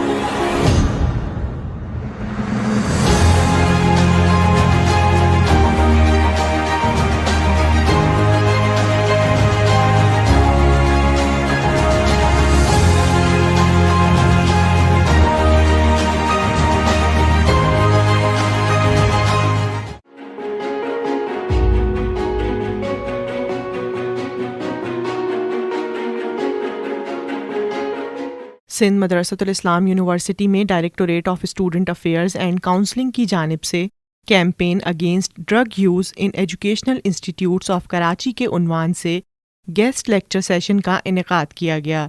Manager student affairs Zunaira Jalali نے لیکچر سیشن کی میزبانی کے فرائض سر انجام دیے. Director student affairs doctor Asif Ali Wagan نے director general anti narcotics force major general Muhammad Aneeq Urrahman ملک کو خوش آمدید کہا اور طلبہ میں منشیات کے خلاف آگاہی مہم کو سراہا.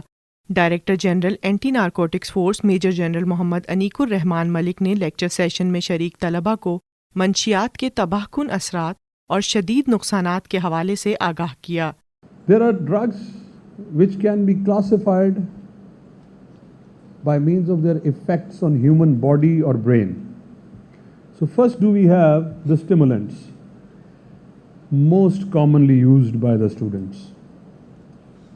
Because you suffer from performance anxiety, you have peer pressure, you want to perform more in less time, you want your mind to be focused, you don't want to be distracted elsewhere. So students normally indulge in stimulants. It could be synthetic drugs or cocaine. Cocaine is not so common in Pakistan, but synthetic drugs are. What they will do, temporarily they will enhance your attention span. You can stay awake for a long time. You can focus on your studies. But the downside is that immediately after that, you will have a withdrawal from which you will not recover. Lecture کے دوران major general انیک الرحمان ملک نے بتایا کہ کئی بین الاقوامی جامعات کے اعداد و شمار کے مطابق نوجوانوں کا منشیات کا شکار ہونے کا سب سے زیادہ خدشہ کالجز اور یونیورسٹی کی عمر میں ہوتا ہے. The willing participants were 11,592 in just one university. 1 in 3 current users believe drugs have a negative effect on student life. 1 in 3. They are coming up themselves. Just see, the median age is 21. How many of you are 21? Just raise your hands. It's your age. It's your age I am talking about. ANF की कारकर्दगी पर बात करते हुए director general Mohammad अनीकुर Rahman ने बताया कि मुख्तसर फोर्स होने के बावजूद ANF हर साल मुल्क भर से हजारों मेट्रिक टन मंशियात कब्जे में लेकर तल्फ करता है. We seize drugs to the count of metric tons. It's not kgs. It's not ounces. It's not grams. Metric tons. And this year, we have crossed almost 50%. It's not even half of the year of last year. Last year, ANF only seized 116 metric tons. This year, 5 months, first 5 months, we have crossed over 65 metric tons. Lecture के दौरान director general ANF ने शुरा के सवालात के जवाब दिए. इस मौके पर vice chancellor Sindh Madressatul Islam university professor doctor Mujibuddin Sehrai Memon ने शुरा से खिताब करते हुए कहा कि तालीमी इदारों में मंशियात के इस्तेमाल की रोकथाम के लिए तलबा और असातिज़ा को इनफरादी तौर पर किरदार अदा करना होगा. Don't go into the denial mode. We shall accept that these are the realities. We don't know who is sitting with us and who is involved or who is not, and how they are involved. That is to be checked, whether they are the suppliers among us, they are the users, or they are the inspirers, or they are the bullies. These all things we have to really look upon and to check upon and to go for the rehabilitation as a nation. Session के इख्तिताम पर vice chancellor Sindh Madressatul Islam university professor doctor Mujibuddin Sehrai Memon ने director general ANF और दीगर ओहदेदारों को souvenir पेश किए. Director general ANF ने भी vice chancellor Sindh Madressatul Islam university professor doctor Mujibuddin Sehrai Memon को शील्ड और तोहफा पेश किया.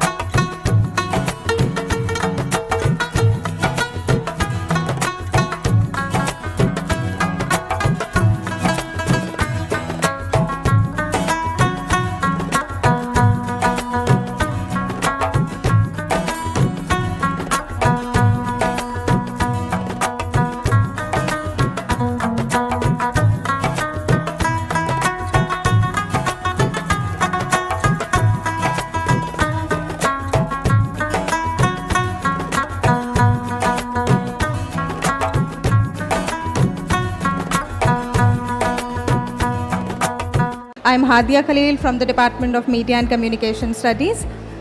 ہمارے اس پینل ڈسکشن کا موضوع ہے جرنلزم آف ٹمارو.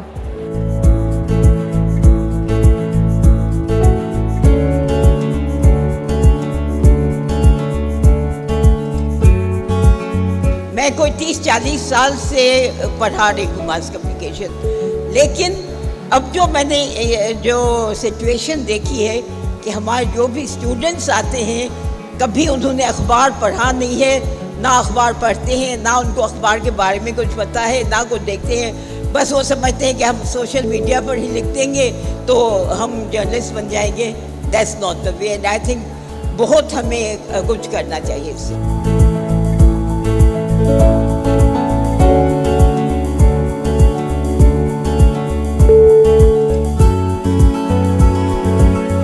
ہمارا اس وقت موجودہ نظام یا جو ہمارا سسٹم ہے جس پر ہم اس وقت نیوز ٹیلی کاسٹ کرتے ہیں وہ تبدیل ہو رہا ہے. ٹیکنالوجی آ رہی ہے، آپ کو پتہ ہے کہ اگلے سال 5G دنیا میں انٹروڈیوس ہو جائے گا. ٹیکنالوجی تبدیل ہو رہی ہے، نیوز کا انداز تبدیل ہو رہا ہے، فائنانس کا جو موڈ ہے، یعنی پہلے جس طرح سے نیوز میں فائنانس ہوا کرتا تھا اس طرح سے فائنانس نہیں ہو رہا. بہت سارا شیئر ہے جو سوشل میڈیا لے کر چلا جاتا ہے. اخبارات جو ہیں ان کا چلانا اب مشکل ہوتا چلا جا رہا ہے. تو ایک نئے فیز میں ہم داخل ہو رہے ہیں، اور اس نئے فیز کی شکل کیا ہوگی ہم صرف ابھی اندازہ لگا سکتے ہیں.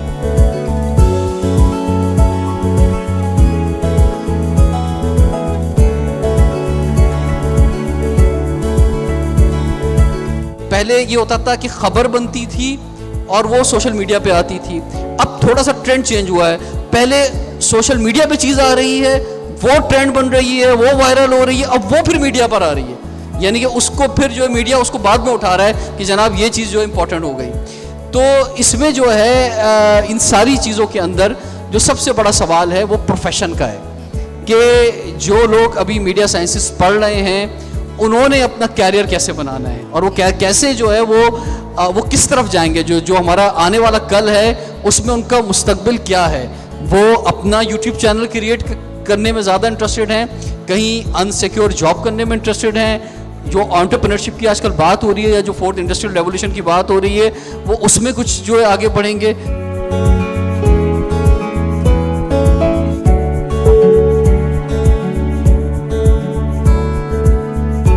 جس طریقے سے ٹیکنالوجی تیزی سے بڑھ رہی ہے آگے، اسی طریقے سے میڈیا میں بھی اس کا انفلوئنس بہت زیادہ ہو گیا ہے. اینکرز جو ہیں خاص طور پہ وہ بھی اب اپنے پرسنل یوٹیوب چینلز اس طرح سے جو فیس بک کے پیجز ہیں وہ بنا رہے ہیں تاکہ وہ اپنی آڈینس سے اور زیادہ اچھے طریقے سے انٹریکٹ کر سکیں.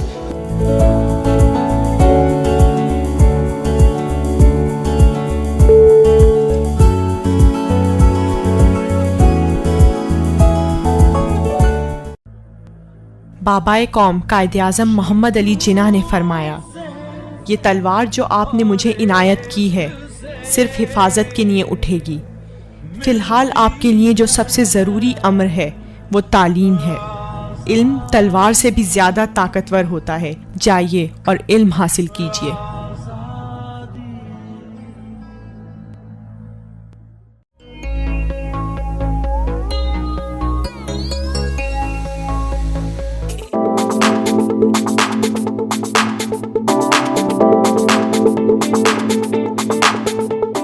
سندھ مدرسۃ الاسلام یونیورسٹی کے department of media and communication studies کے زیر اہتمام طلباء کے لیے photo journalism, digital media and gender perspective کے عنوان سے ورک شاپ منعقد کی گئی.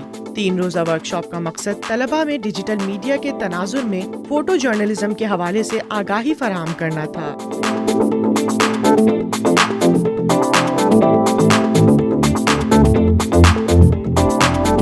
Global neighbourhood for media innovation GNMI کے تعاون سے یہ ورک شاپ سندھ مدرسۃ الاسلام کے سینٹ ہال میں منعقد کی گئی، جس سے ہائبرڈ طرز تعلیم کے تحت ہال میں موجود طلباء کے علاوہ آن لائن بھی طالب علموں نے استفادہ کیا.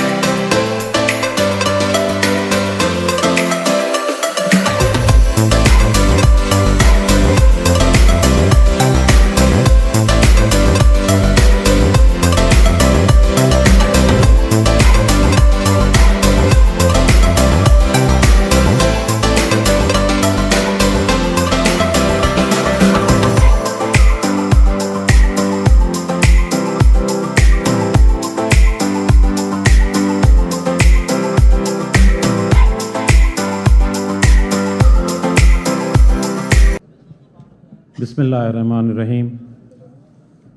Madam Iram Tanveer, Director General, Ministry of Information and Broadcasting, Directorate of Electronic Media Publication, the senior officers of the Information Department, learned deans,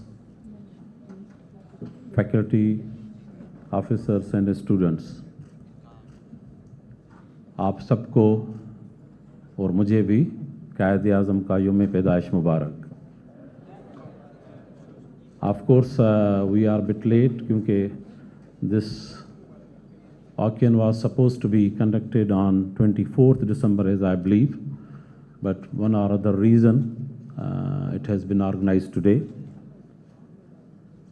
At the outset, I am very much thankful and appreciate the efforts of Ministry of Information. Number one, because they have been organizing this event with all respect and regards. And number second, that they have selected this esteemed institute to celebrate the 146th birthday of Quaid-e-Azam. I think when we talk about Sindh Madressatul Islam, then there are two prominent names behind the reputation of this institute. The one is the founder himself, who is Hassan Ali Afandi Saab. And the other one is Quaid-e-Azam Muhammad Ali Jinnah, who joined this institute just after establishment of this institute after its 2 years. He joined this institute in 1887. And as all of us know, the longest period, whichever institute where Quaid-e-Azam studied, is again Sindh Madressatul Islam. He was here for more than 4 years. Now, if we talk about Quaid-e-Azam, though he is a founder of the country, but to be honest, if I would not have been a Pakistani, if I would not have any experience of Pakistan, I would have still put him in top 10 personalities of the world. ये सिर्फ एक पाकिस्तानी जज्बात नहीं है. As a person, if you read him, if you see his achievements, if you see him as a gentleman, if you see him as a mature person, you will find a person of quality who knows and who knew how to move, how to work, how to give due respect, how to earn due respect, and how to argue.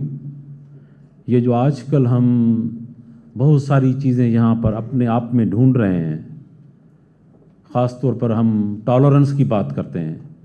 तो if you want to learn the tolerance, go again and read Quaid-e-Azam. Because I am myself a firm believer of the logic, of the rational.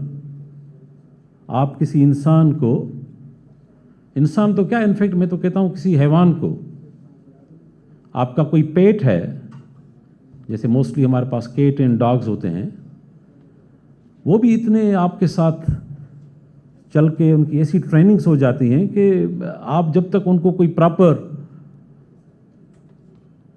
समझाने की कोशिश ना करें वो भी नहीं समझते. तो इंसान तो अशरफुल मखलूक़ात है.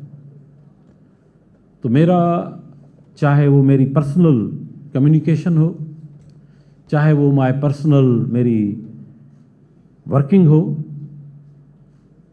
मैं हमेशा ज़ाती तौर पर बड़ा सख्त फॉलोअर हूँ रेशनल का, लॉजिक का.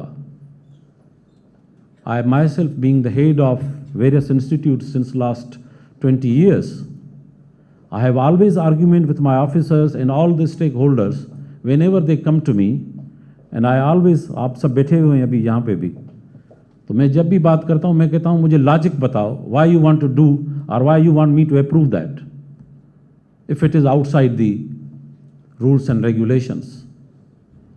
So I think कायदे आज़म, और हो सकता है मैंने अनजाने में ये कायदे आज़म को पढ़ के ही सीखा हो, that I don't know, but maybe, frankly speaking. So you see, the Qaeda Azam from very beginning, when he joined Pakistan, All India Muslim League, from that day, if you read his profile, if you read his, or if you listen his speeches, his arguments, you will find him that he fought on the rational and logical approaches. To the end, when he won the separation of subcontinent, that was again rational. आपको पता हो कि एक American जो scholar हैं, उन्होंने बड़ा एक ज़बरदस्त तरीके से उनको डिस्क्राइब किया. उन्होंने कहा कि दुनिया में कुछ लोग हैं जो हिस्ट्री को चेंज करते हैं सिग्निफिकेंटली, उनमें से भी कुछ हैं जो दुनिया के नक्शे को चेंज करते हैं, मगर ऑलमोस्ट रेयर हैं जो एक स्टेट को, एक नेशन को स्टेट बनाते हैं. और कायदे आज़म ने वो सब तीनों चीज़ें की. तो आई थिंक इससे ज़्यादा कायदे आज़म को अच्छी तरह से डिस्क्राइब मैं आप नहीं कर सकते जितना उस अमेरिकन स्कॉलर ने किया है. और आज मुझे बड़ी खुशी हुई. वैसे तो कायदे आज़म के ये हम 3 असूल जिनको हमने अपनाया हुआ है, unity, discipline and faith. The fourth one which I saw today, whoever has selected, I don't know, that is devotion. And I think this is where we lack a lot. The devotion is required, devotion was required, devotion is required, devotion will always be required to keep this nation sustainable, to keep this country sustainable. The sustainability is the issue in the present times. I hope, और हमेशा जब मैं आप नौजवानों से मुखातिब होता हूँ, and I am very pleased, frankly speaking, again ये इंफॉर्मेशन डिपार्टमेंट वालों ने एक इंस्टीट्यूट को सेलेक्ट किया, कायदे आज़म के इंस्टीट्यूट को सेलेक्ट किया, और आपको हम सुबह से नीचे एक फोटोग्राफिक एग्जीबिशन भी है, और ये आज जो पूरा क्विज़ हुआ, and there was a very quality of the questions. Whoever has designed this quiz, I really appreciate the people behind the design of the quiz, and the conduct of the quiz was wonderful. And I believe जो winner हैं वो तो बहुत खुश होंगे, लेकिन whosoever has participated, they all are congratulated to take a part. And जैसे madam कह रही थी कि बहुत सारी ऐसी चीज़ें थी जो मैंने भी यहाँ पे लर्न की. और ये हकीकत है, मैं my self being an engineer, जब हम बहुत ही बड़े इंजीनियर हो जाते हैं तो बेसिक्स भूल जाते हैं. तो I think this is a good review for all of us, and we came to know that how the Quaid was and what was his what were the achievements, and how the people really, as a leader, believed in him and followed him. एक बड़ी आज के दौर में भी देखिए, कायदे आज़म के पास न कोई फौज थी, कोई फौज तो नहीं थी, न उसके पास कोई हथियार था, न उसकी कोई शख्सियत थी हथियार उठाने वाली. आई इवन बिलीव कि उसने बड़ा शाय किया होगा अगर कोई गार्ड भी उसने अपने पीछे लगाया हो अपने ज़माने में, until unless because of the very strong requirement of the protocols. He was not that kind of person. So you see, he did all with his attitude, with his aptitude, with his qualification, with his merit, and with his logical approach, rational approach. So I hope یہ آپ جو ہم نوجوان ہیں جو ہم تھوڑے سے شارٹ کٹس میں بلیو کرنے لگے ہیں، ٹیمپرامنٹ ہم لوز کر دیتے ہیں، نروز ہماری ٹیسٹنگ ٹائم پر کام نہیں کرتی اور ہم بڑے جلدی کچھ چھوٹی چھوٹی چیزوں سے انفلوئنس ہو جاتے ہیں. یہ بہت اہم ہے آج کے بچوں کے لیے. Like I always define you population of the 21st century. No doubt we have been highly digitalized, and because of the digitalization we have adopted certain shortcuts as well. تو کہاں کہاں پر تو وہ چیزیں ایپس میں اور ان میں تو